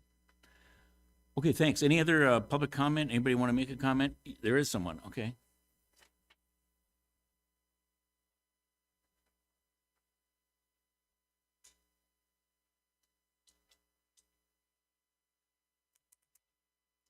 Hello, Heidi Wolf, 1258 Stagecoach Trail North. First, I'm very happy that Emery's has pulled their request for the extended hours. I did want to comment on the 7 to 7 hours that you brought up. Those, from my understanding, that's Washington County's hours unless the township approves a higher, approves more, I can't speak here. And they do that for a reason, for the residents' sake. I live directly across from Memories. I see the lights. I hear them. I can hear them at 6 in the morning. 6 to 8 are long hours. And it's not just Monday to Friday. They have it on Saturday too. Whereas the Washington County hours are 7 to 7, Monday through Friday. So we're talking another day. And when do you get to enjoy your yard? You enjoy it in the evenings, you enjoy it on the weekends. And I don't like being woken up at 6 o'clock or before 6 o'clock. And so I want to push back a little bit on the idea that the cup can't be changed. I mean, what's the point of renewing a cup every 5 years if you can't look at what worked and what didn't work and make changes? Why can you only change it to make it worse for the residents instead of better for the residents? So I want to push back against that. I would like it to be 7 to 7, Monday through Friday. Well, thank you. Thank you for that comment. And I think I'll just try to follow up and just take a look at the hours that are, you know, what they say in the county's CUP and so forth, and you know, see if we can, you know, improve the situation there at all. Sounds like maybe we can't, but maybe we can. And you know, and she makes a good point. I mean, it's the 5-year renewal, and what does that mean if it doesn't mean you can revisit some of these things? I don't know.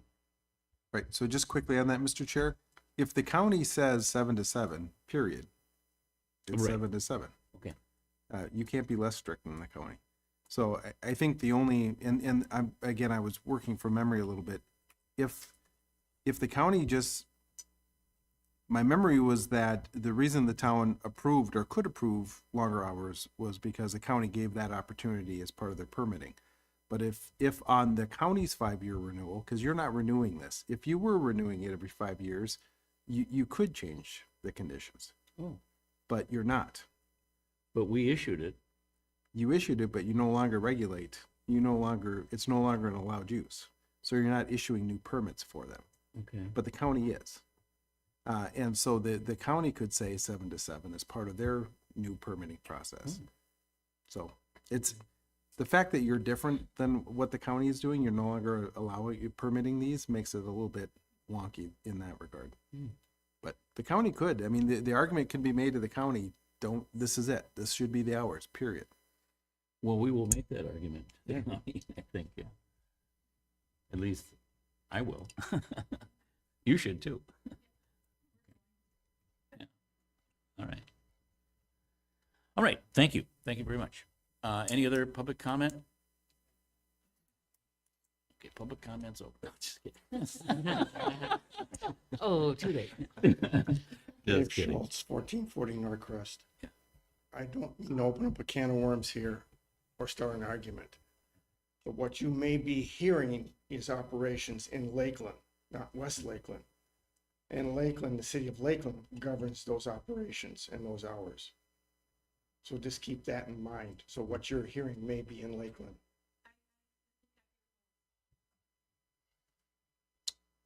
Okay.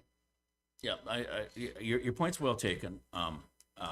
There is that operation at Lakeland that makes a lot of noise, and you know, and you're saying you hear both, and that's probably kind of true too. I remember when we looked at the gravel pits last year, we stood up on the hill there on Seacrest land, what used to be Seacrest land, and I could hear loud booms and bangs and so forth, and I asked what that was, and some of it is happening when they're moving rocks and boulders and stuff, you know, right on the Amrise West Lakeland location. And some of it is happening when they're taking rocks and boulders that they picked up in West Lakeland and they're dumping them into this crusher area in Lakeland.